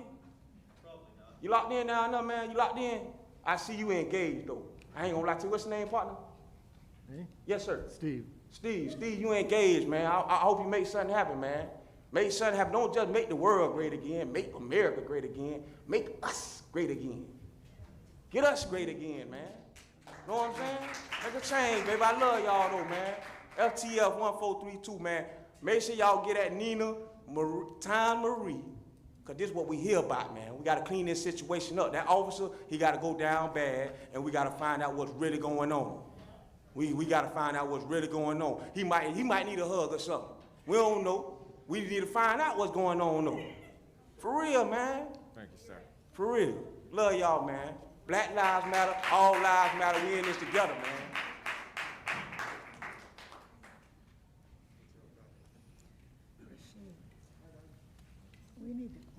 If you will, Dr. Collins. Hello. My name is Brooke. I've lived in Tampa for 24 years. Before anything else, I want to just say a few names that are still seeking justice right now. Jonas Joseph, Andrew Joseph III, Carl Norton Jr. I've lived in Tampa for 24 years, and as you can see, I'm white, and I've never run into trouble with the police up until this month. I participated in a protest 2 years ago, the March for Our Lives protest, and that was completely peaceful. I didn't see a single police officer. And the moment I stand up for Black lives, I get arrested. I was in the protest on June 2nd, when I was arrested with 67, 68 other people. And during that time, we were told to get on the ground after doing nothing. And that's been reflected by Andrew Warren's statement, that there was no evidence that we did anything. We were told to get on the ground, and they continued to fire tear gas and rubber bullets at us. I got pepper sprayed so bad I couldn't see. I was in agony for hours. I had my hands bound behind my back, so I couldn't wipe my face at all. And during all this, when I was taken to the police station, they told me to take my mask off, or they took my mask off for me because I couldn't do it. They took all of our masks off. And I think you guys need to look at this procedure, because right now COVID is spiking a lot in Hillsborough County. And you can't keep on taking people's masks off, especially peaceful protesters who are doing nothing wrong.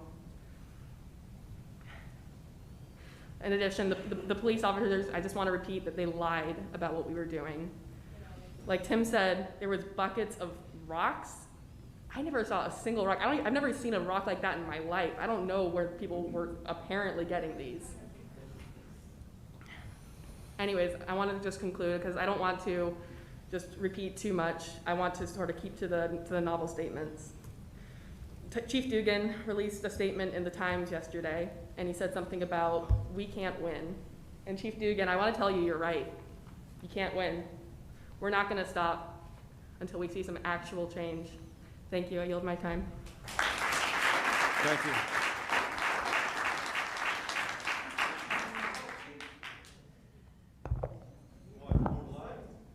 Hi, my name's Tim, aka Timmy Two Turn. She just mentioned me.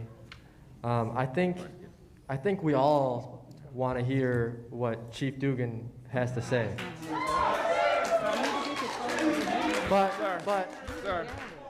But listen, Sir. Hold on, listen. Everyone in this room knows that if he comes up here and talks, the only two words that can come out of his mouth that will satisfy us are, I quit.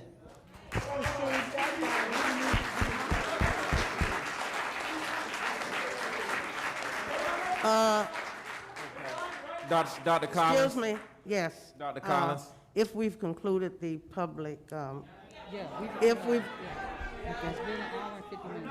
I won't be long. Y'all got time for one more? One more. Well, okay, bet. Look. One more. I respect everybody that's up here right now, but I'm gonna leave y'all with a quote today, all right? My mom said this quote. Everybody wants to be black until it's time to be black. You hear me?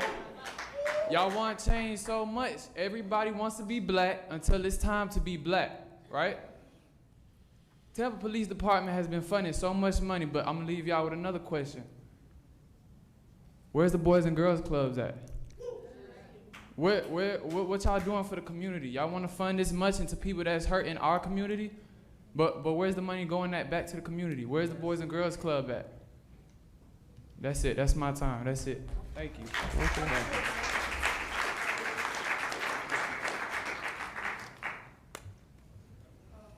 There is an agenda, and on today's I know, I'm agenda, sorry. On today's agenda,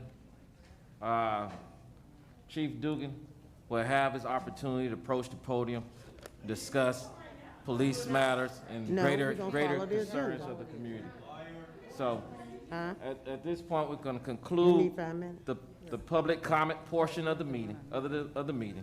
We have a full agenda that needs to be discussed. It would take And, literally 30 seconds of your time. I really appreciate the Literally 30 commentary. seconds of your time, sir. Look here. I was just gonna say that I agree with the young lady that recently came up here speaking on behalf of March for Their Lives, because I was one of the speakers there. And as many people have pointed out, you were the former president of the NAACP. That's great. I was in the NAACP Youth Council, and currently I'm the chair for the NAACP for the state of Florida as the Criminal Justice Action Chair. So, let's get into it. For me personally, it's very intriguing to see how you can compare two events. March for Our Lives brought out like the same amount of people that these protests do every single week, and no one was arrested like she just stated, and yet I have been tear gassed for the first time in my life for fighting for it. And so when we come in this room and there's a flyer posted with Jane Castor's face on it, and it's being posted everywhere, and everyone's thinking they're finally getting the chance to speak to the person that can invoke real change within our community, she has the nerve to not be here. And then you try to tell us we are not allowed to speak, but if you are all volunteering to be here and help us, hear us out. There is nothing wrong if the agenda goes off the books and we get to say what we need to say. And that's all I had to say. Thank you so much. I'm gonna say this. The recorder has requested, and I'm saying this to the chair, 5 minutes. And that's why we're going to. She's asking for a 5 minutes break. She is the recorder, and she needs that. The agenda will go on. I appreciate all you guys for being here. We've never had anyone come before us. We do enjoy listening to you because we're listening to what your concerns are. But we're going to ask you to allow the chair to call this 5 minute break for our recorder. We're going to continue. We are going to follow the agenda. And if there's need for public comments, and then a couple of us on the board want to make some comments as well. Yes, I do. I am the former president of the NAACP and functioned with it for 42 years in this community. And if there's a question, ask me, and I think I've heard a few. I think we'd like to hear what you say, and then we'd like to follow our agenda and ask you to stay and listen to the agenda as well. Many of you have made some very positive comments. So I'm asking for a 5 minute break for the recorder.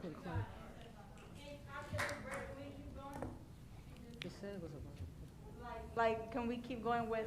I'm not too sure how many more people, but he had called several times. The chair, he has called for the end of public comments.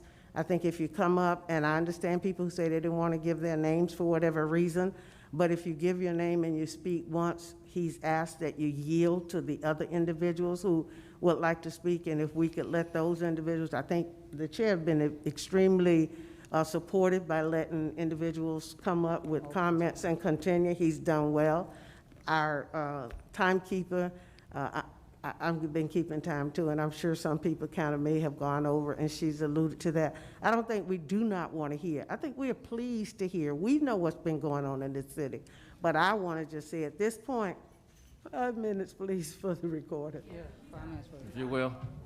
Thank you. The meeting's in a 5 minute recess.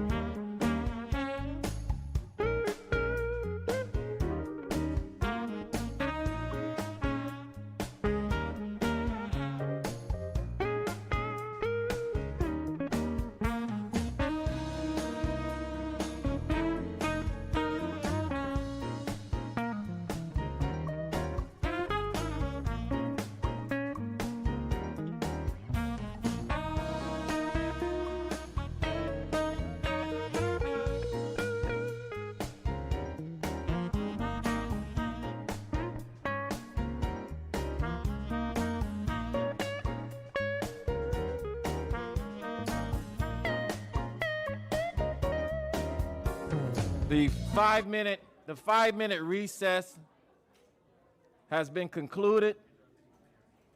Please, everyone, take a moment to respect social distancing. Please take your seats. If you will. If you will. Just keep going. Order, order. Order, please. We have concluded the 5-minute recess. If you will, please respect social distancing. Please take a seat.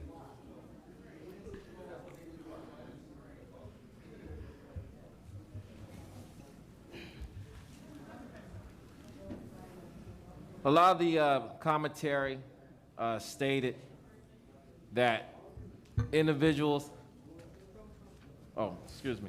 Let's continue with the roll call prior to getting back on the agenda. Banks, Present. Collins, Present. Simmons, Present. Tamayo, Present. Reyes, Present. Guy, Present. Akil, Present. Blair, Present. and Gendala. Present. Thank you, Ms. Mercer. So in the public comment portion, there was a lot of commentary stating that we weren't listening, that we do not hear you. So I want to take this opportunity to give everyone the opportunity to be heard. Like you all mentioned, some of you, I was a challenge getting here. I witnessed crutches and wheelchairs. So I'm going to take this opportunity today and allow you to approach the podium, allow your voice to be heard. And what we will do, we will table this agenda to a different meeting date. We'll table this agenda to a different meeting date and allow. Wait a minute, if you table the agenda, then they won't hear from him. I need to ask a comment before you table If the you will, agenda. Dr. Collins. There were a number of people that had an opportunity to speak and Please, order. And we requested this June meeting because we could not meet in May, which is our regular meeting, and we have a meeting scheduled for July. In the July meeting, we have asked for some very specific items to develop an agenda from our chair and vice chair. What I would like to hear, I don't have a problem if we table the annual report, but there are some things that we need to do as a board. Someone just asked me a really good question on break. And are you guys city council? Who are you, what you are? And I want to make sure that those who have not had an opportunity to speak, that they get their 2 or 3 minutes. And then as a board, if there's something that we need to say, that we will say it while they're here. And then we go and develop the July agenda. There are some things that we could put on the back burner, but we need to make sure we know where we're going next month based on many of the comments that we heard. And I don't want us to just debate the whole agenda. I know that there are some things that we could put aside under G, but there are some other things that to me are very pertinent that we deal with, particularly during these times. And anyone else want to comment on Dr. Collins' suggestion? I'm definitely open to Dr. Collins' suggestion. We need to establish an agenda for next month, if you will. Ms. Guy? Yeah, Ms. Collins, I'm not really sure what you're asking for. I think the chair asked that we abate the agenda.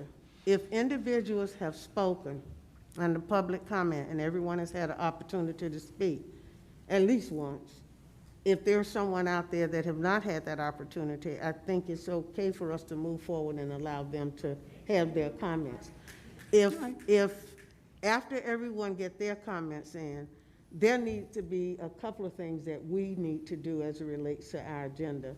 And personally, because my name was called, there are comments that I'd like to make, but I would rather hear them first. I mean, we haven't had the opportunity to have individuals come before us and express themselves, but they need to know who they're expressing themselves and how to channel their concerns if we're going to say we're going to follow through with it. He was an invited guest. So everyone is on board in reference to making some changes to the current agenda, allowing the extension of public comment for those who did not have the opportunity to speak, and those who are going to support the meeting guideline to have the opportunity to approach the podium and share with us insight on how to move forward. And then from there, we'll continue with items F, Community and Tampa Police Department Matters, bullet point 1. Well, I think we said we What, wanted no? to table bullet point 1. Yeah, I don't mind us and tabling table bullet G. point 1. The only thing that I would add is. If you will, Ms. Simmons? Yeah, I think we should definitely continue to listen. I mean, this is the most people we've ever had at our meeting. So I want to hear what they have to say. But I do think that we need to limit it to people we have not heard from yet tonight and not allow repeat speakers so that we can hear from everyone who would like to speak. And then I do think it's important that we discuss bullet point number 2 so that we can have a fruitful meeting in July. We call this emergency meeting based on everything that's going on. And I want to hear from the public, but I also want to make sure that we have enough meat to have a meaningful meeting when Chief Dugan and Mayor Castor come back in July. Agreed. Do we need a motion to? Yes. Yes. Do we need? I move to accept Ms. Simmons' So a motion that's is what made by Dr. Collins and Ms. Simmons. Ms. Guy has moved the motion. Do I have a second? Second. Mr. Reeves has seconded the motion to change the agenda to fit today's format. If you will, we're going to continue the public comment portion. Again, if you had the opportunity to speak, please allow others who did not have that opportunity. And if you will, when you do approach the podium, please channel your dialogue to the panel. And I would ask that Chairman Please. Akil. look at Please. disperse themselves a Chairman little Akil. bit. Yes, if you will. Did we Mr. invite, Tamayo? did we invite the Tampa Police Department to present subsection 2? The report on the use of force? Did we invite the police department to come here today to present on use of force? We asked for discussion on this. And their reaction to the protest? That's correct. Then we need to hear from them as well tonight.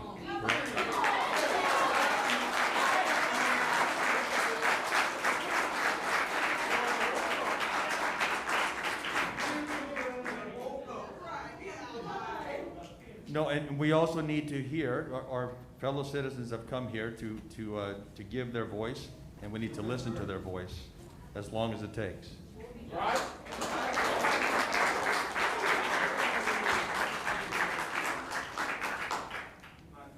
So there is a motion on the table. We can participate in the vote on the motion to extend public comment and table item 1, F1. Can I make a substitute motion? And G. Can we, the substitute motion will be that we will extend public comments. We will move F1. We will move G1. We will hear from CRB board members, and then we will conclude the meeting. The motion on the table, the substitute motion that's on the table. If you would outlines add the that as a agenda. friendly reminder, that would be more specific, and it doesn't need to be a substitute. If you can accept that, Board Member Guy. Yes. Yeah, so she's accepted that, that's Yes, fine. I accept that change in the motion. So again, the motion on the table is to amend the current agenda to continue the public comment portion. In addition, continue with the exclusion of F1, item F1, and also item G1. And we'll continue the agenda as formatted. With the understanding comments that, with the from the understanding board. that F2 includes a response from Yeah, TPD. F2 is, yeah, and that's what they're asking for. Right, And that's which what F2 includes is. F2 on the current.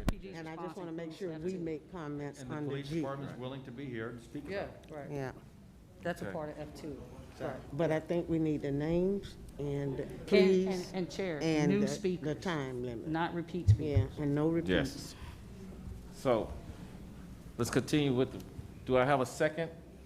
On the? No, you had she had a accepted my second. friendly amendment, so we had a second, we can move with from there. We can vote. Yeah, I move Okay. to accept Ms. Collins' friendly amendment, and then I'm going to say that we need to vote, which is part of this process. Okay. All those in favor of the newly amended agenda, say aye. Aye. Any opposed, say nay. Okay, the motion passes. So we're going to continue the public comment portion, especially for repeat those who speakers. did not have the opportunity to speak of just yet. And again, please address your dialogue to the panel. Let's keep it respectful as well, as much as possible. I know there's a lot of passion in the room. That's great. And we would like But to get their let's ensure names. that your voice is heard, and let's ensure that we don't step on any others in doing so. We'd like to hear their names, please. Let's go ahead and continue. If you will. Excuse me, sir, have you already spoken?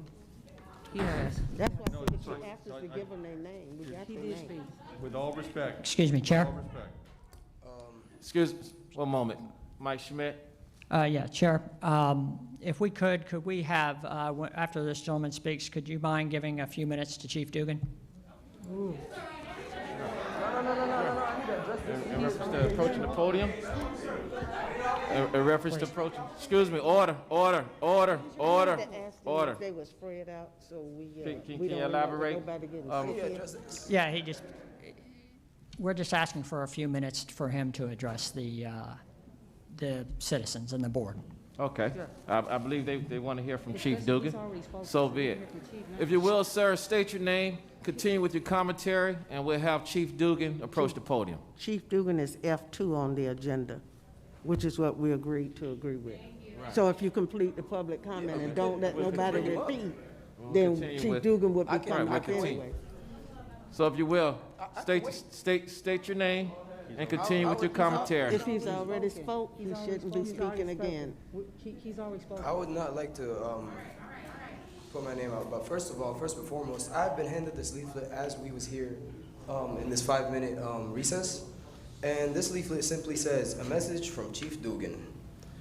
And in this message from Chief Dugan says, "We aim to provide quality services in a professional manner."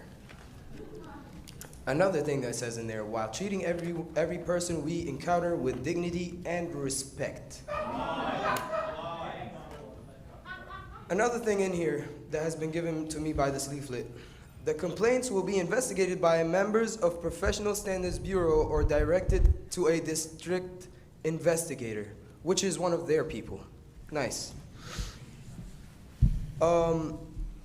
And then in the back, it has the audacity to say emergency dial 911 in red. I'm sorry, but I'm afraid to put that number in my phone. Every single person in this room and is outside that y'all don't let in here is afraid to put this number in this phone. Everyone is afraid to call them because they might be the target. We are afraid of these people. We don't trust them. They're supposed to be public servants. We are the public. How is the public afraid of their servants? How are they going to serve the community when none of them are a part of our community? I just would like to say, and I would like you to consider this, is to have us be a part of what they have going on. Whatever investigations they have going on should be public. Whatever complaint, as soon as it's addressed, should be public and should be investigated by our community. They should be investigated by our community. Before they can have a badge, they should go through us. Thank you. You're welcome.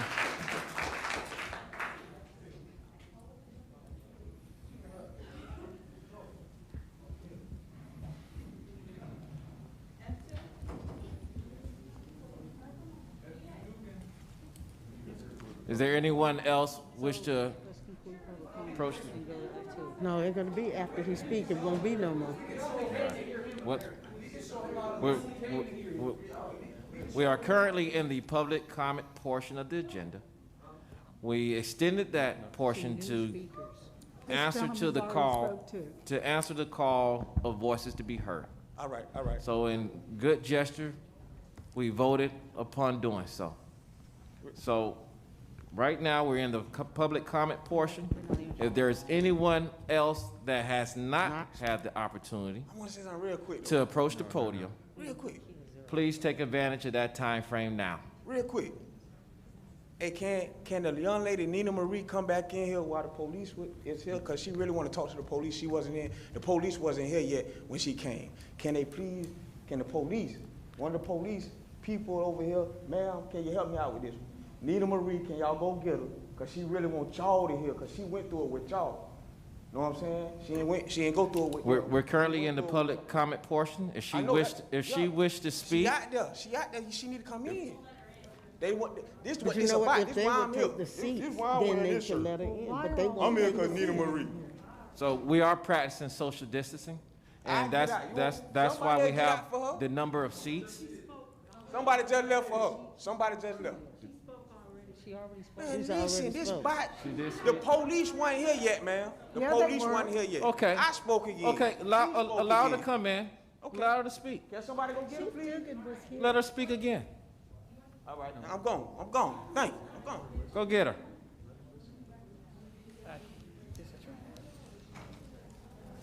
I'm not gonna say my name, but a request to Chief Dugan back there.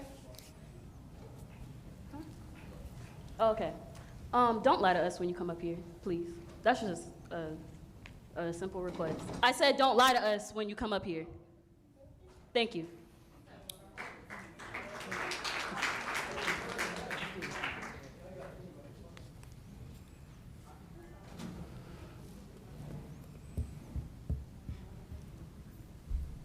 My name is Amaya, and I just want to say that the police brutality issue will not stop until the police is defunded and eventually abolished. While police reforms are great and do have the potential to lower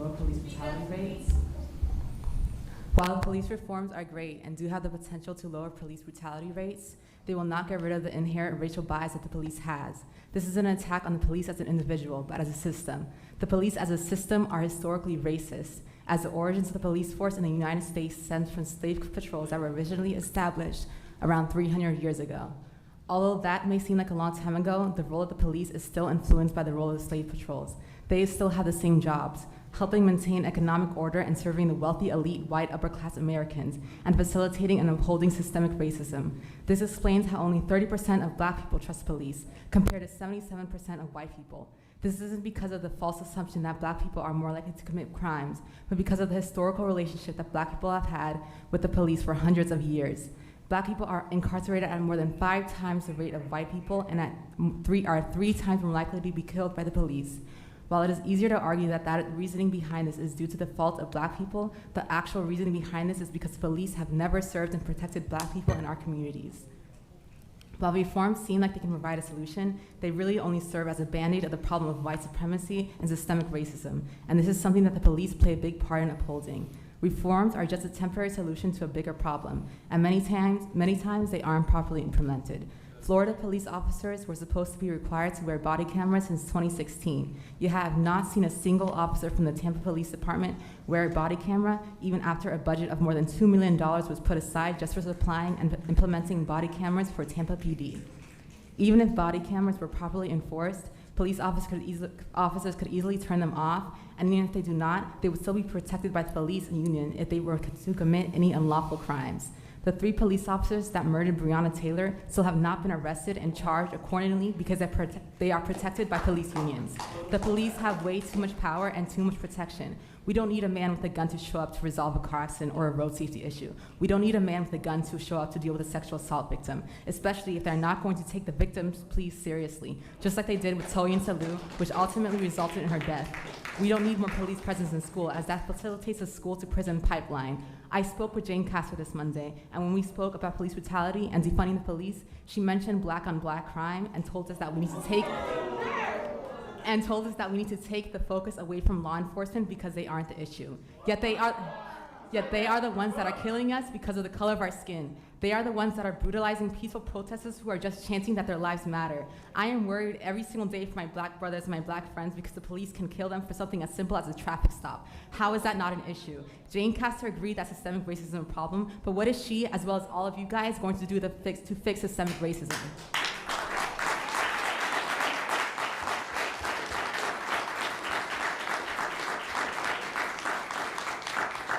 Thank you. Hi. I actually came here to speak to Mayor Jane Castor. I went to Clearwater at a protest that her name was on.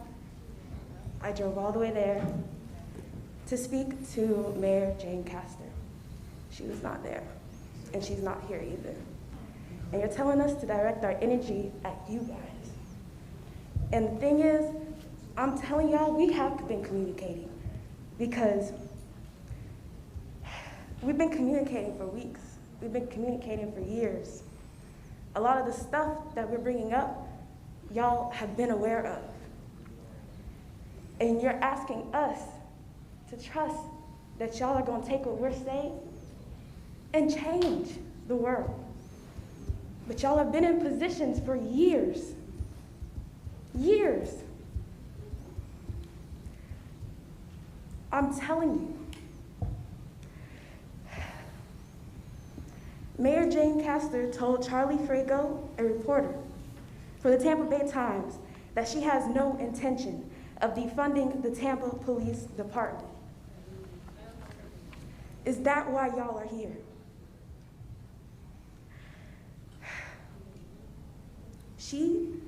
When asked if the Tampa Police Department needs reform, her response was that the police department needs to improve its communication with its residents. But yet, majority of this, we've been asking to speak to someone. And they haven't spoke the entire time. My heart is literally, for the past couple weeks, has been breaking. I've cried. I've literally been paralyzed because I've learned about these names. And it's not George Floyd, it's not Breonna Taylor. It's thousands of names, thousands. I'm tired of people dying. I'm tired of Black lives being murdered. Black lives are being taken in their home. Botham Jean, Breonna Taylor.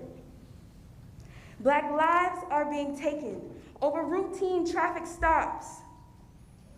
Miguel Espinal, Sandra Bland. Black lives are taken for being a good citizen. Betty Jones. Black lives are being taken for being homeless. Anna Brown. Black lives are taken for being who they are. Tony McDade, Nina Pop, Dominique Phelps. Black lives are being taken for having a mental illness. Kevin Matthews, Michael Noel, Roy Nelson, Michael Marshall. Black lives are being taken after being declared unarmed and handcuffed.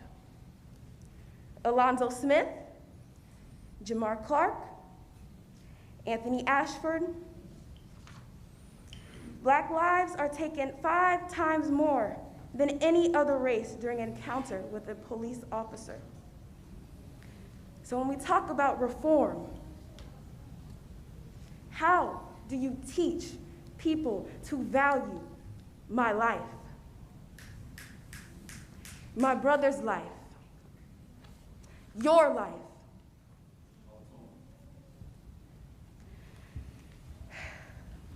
Police stand in groups because it takes a group of them to carry their guilt. They remain silent because to acknowledge Black Lives Matter is to face the demons within their system. A police system that everyone has told y'all stems from slave patrol. We're asking questions. We're educating ourselves. And I promise you we're gonna be on these boards. And we are going to change because we've been waiting. And what should be on the agenda is the solutions people have been providing. Because they're providing it for you. So many people you've heard so many things from so many different people. People that may or may not have an educational background. People who have been abused over and over again. We are waking up. And it doesn't take going to school. It doesn't take anything. It doesn't take these positions to care about your life, about who you are and your people. And the fact that we have to stand here and demand that you do, I don't think anyone deserves their position. Because we've lost the idea, the goal. Because if you could sit up there, or anyone could sit in a position and say, yes, I've been successful at my job. And people are literally telling you that we're dying, that we're tired of dying. We've been abused by not just this system, and we're asking you to reallocate funding to help us improve our environment. And the main problem of the environment is the people who are there, who have been instilled and deliberately positioned to make sure we don't evolve, to make sure we don't live together. Y'all separate us. They separate us. So when Chief comes up here and talks, I want to know what you're going to do, to help change and create a better world. Because this isn't a world that has been built on love. We built it. We were forced to. It hasn't been built on love. It was been built on hate. And that starts with dismantling the very system that enforces it. Come on. Thank you. Thank you.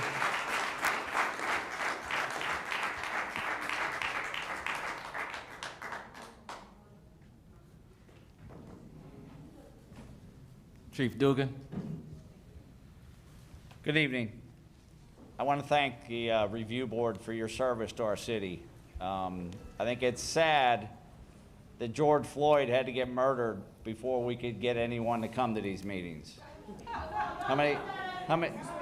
Okay, wait a minute. So I sat there and listened to you, but now you don't want to stand there and listen to me. Let's be respectful. Order. But I never interrupted you. Order, order, order, order, order. But that's our problem in this country right now. We're not listening to each other. Right? When J.T. Brown for the Tampa Bay Lightning raised a fist, we criticized him and called him militant.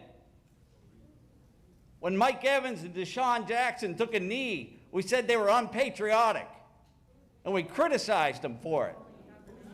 That's how we ended up in this situation, because no one wants to listen to each other in this country. You're angry, I get it.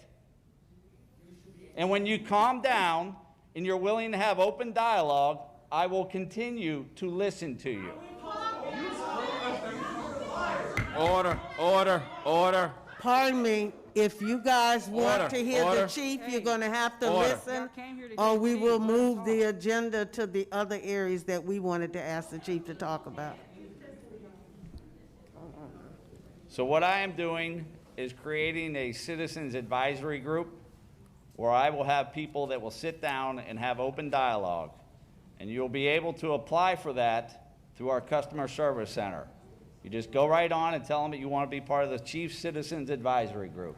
And we will sit down and we will listen. It's obvious that law enforcement and the Tampa Police Department, we need to change the way we are policing. But we have to do it through an open, constructive dialogue. And if you just want to criticize, then you can't be part of the change. It's a two-way process. Communication is you talk and you listen. It's a two-way process. Order, order, order. You literally are blaming us for your lack of inaction. That's what you're doing. How did I blame you? What did I blame you for? What did I blame you for? That's what you want. Did not act what? We have not showed up. We are being silent. Come on, you gotta get control of it. I just, Order, order, order, order, order, order. Order, respect the podium. You know, the purpose of this opportunity is to hear from the chief. If you're not gonna listen to the chief, then we need to move the agenda. There's some things we've asked the chief to share with us so we can prepare for next month's meeting. We can ask him to look at some of those items, but when the chief is speaking, regardless of what he was doing when you guys were speaking, it's so important that you go ahead and let the chief talk. Then if you want to ask a question, or we want to ask a question, we can ask that question, but we do need to listen to hear what the chief is saying. And I'm not the chair, and please, chair, please forgive me, but he's hitting the gavel and you guys are not listening, and therefore we can't do anything constructive. So let's listen to the chief, and then we can make comments, but you must allow him to say whatever he's saying, and then be analytical and critique it. so like I said earlier, we're gonna start this citizens advisory group. And I'm gonna be able to sit down and listen to people and have constructive dialogue to figure out how we're gonna move forward as a department. And it's going to be an ongoing council, an ongoing group, I should say, where I can sit and get feedback from people in the community that have concerns that can represent different factors of our community. Not just one, but throughout the entire city of Tampa. And that is one of the things that I'm going to do to change, to help fix this. But I can't do it alone. I can't do it without you. Let him talk. And we are making a variety of changes to our policies, and some of this stuff is ongoing, and it's not gonna happen overnight. So again, I thank the board for your service to our community. I know you volunteer, and I really appreciate all that you do for us, and thank you. Thank you.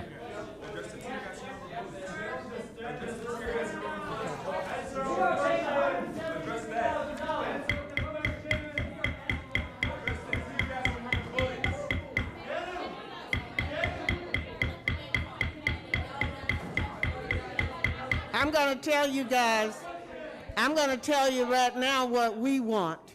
We have an agenda, and if you guys have not seen the agenda was to try to plan for a meeting in July 2020 to invite the TPD chief, Mayor Castor, and others, and it reads on here, as needed to discuss police reform, including hiring, training, and etc.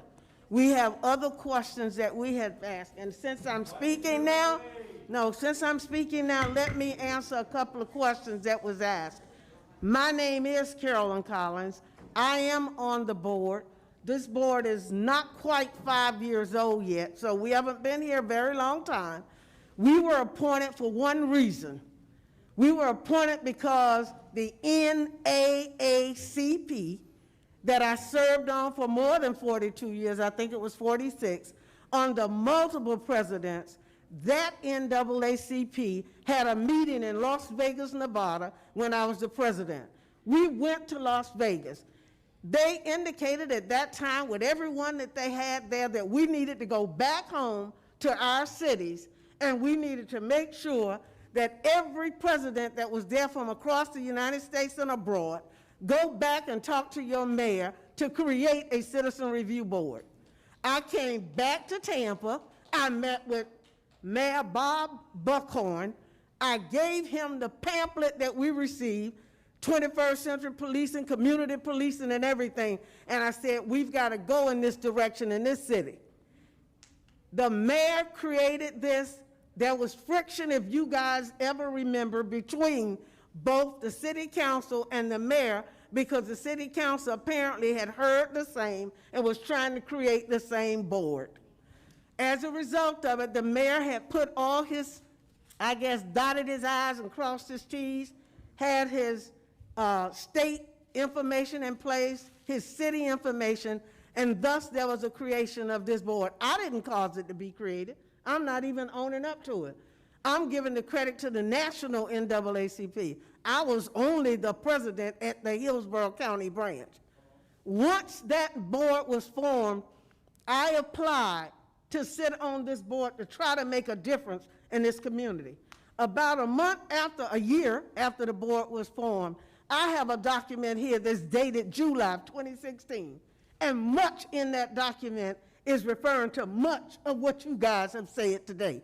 So don't assume that all of us sitting across here and those individuals who was here to be honored because they are no longer on the board, who yield to you guys and say, put that on the agenda later, I'm going to leave because they need to be heard. You see, I didn't start working for the city of Tampa last week. I didn't start working for the city of Tampa and Hillsborough County, the state of Florida, last year. I've been doing this since I left Blake around 1965. So, you know, all of us up here have been working in our own respective ways. We are all concerned about the recent killing, and not just bodies like Mr. Floyd or Mrs. Taylor and Mr. Aubrey. We are also concerned because COVID-19 that have embarked upon this United States of America have taken as many of us out as anything else have taken because of disparate treatment in housing, in economics, in education, in food, in homelessness. So we know the story up here. We are very aware of the story. And we've been here with no one coming. I want to say one thing clearly. We don't have the power perhaps of the city council, but we have the power of an ordinance, and we have a power of whatever state statute we have. We created a method so that when people have problems, and I wrote the young lady name down that you guys want to come back up and speak. If we have had a whole lot of problems, is it Tina Marie? If we've had a whole lot of problems when you guys have had during this protest that our community has suffered, and you have a problem, fill out the form. Have the complaint read before fill out the form, turn it into internal affairs, and come right back here to this mic and give it to us. That's what other individuals have done. And when they come and they bring it back here, we tell them, when you guys complete the investigation, bring it back to us. And that's the way we address the concerns and problems of the community. Do we have some concerns that we want to see change? I think the attorney who spoke, the lawyer, I agree. I'm not willing to defund police, but I think it needs to be strictly restructured. There need to be a restructure. I think that if the world, the United States, would stop saying defund, we'll see more of what's happening in Minneapolis with Mr. Arredondo. Mr. Arredondo happened to have been with the NAACP here in Tampa, his relative. So there are people who want to see things done, and there are people who are working all over and been working. So that's my biggest concern. Yeah, we're concerned about eliminating qualified immunity. These are things that we had to bring up today, but you guys have said them. Do we want to have, other powers of this board? We might have to do a petition. We have to go to the Supreme Court for the state of Florida. It's so imperative and important that we vet, that we research, and we really figure out what's going on, and then we address those issues. But don't dare think that the individuals that have been sitting up here on this board has not had a special interest in making sure that things are done right in this community. We just haven't had the support of the community here. And we appreciate every one of you came here tonight. We appreciate everything that you said, and no, it did not fall on deaf ears. We listened. Thank you, Dr. Collins. Thank you, Dr. Collins.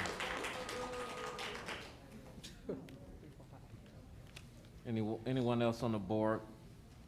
Yes, would Mr. like to- Chairman, let me take this opportunity to thank all of you for being here tonight.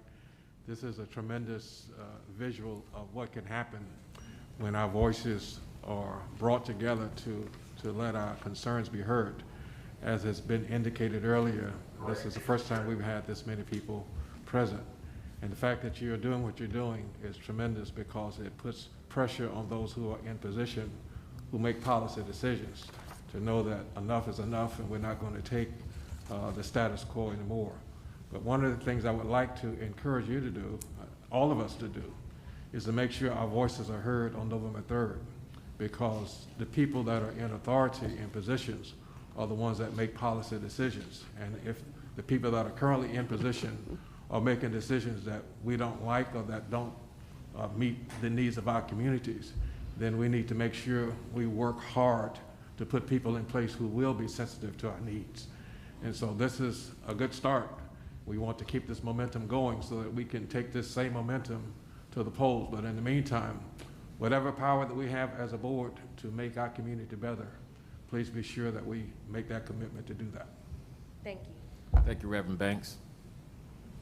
And if I could just ditto with Reverend Banks, don't just stop in November. And I've said this, I've sent it to MSNBC and CNN. I think one of our biggest problems is we wait to go to the polls for general election in November. There's a primary in August. We need to vote because sometimes what you're voting for, it get lost in August because you didn't go to the primary. And in addition to that, this is our census year.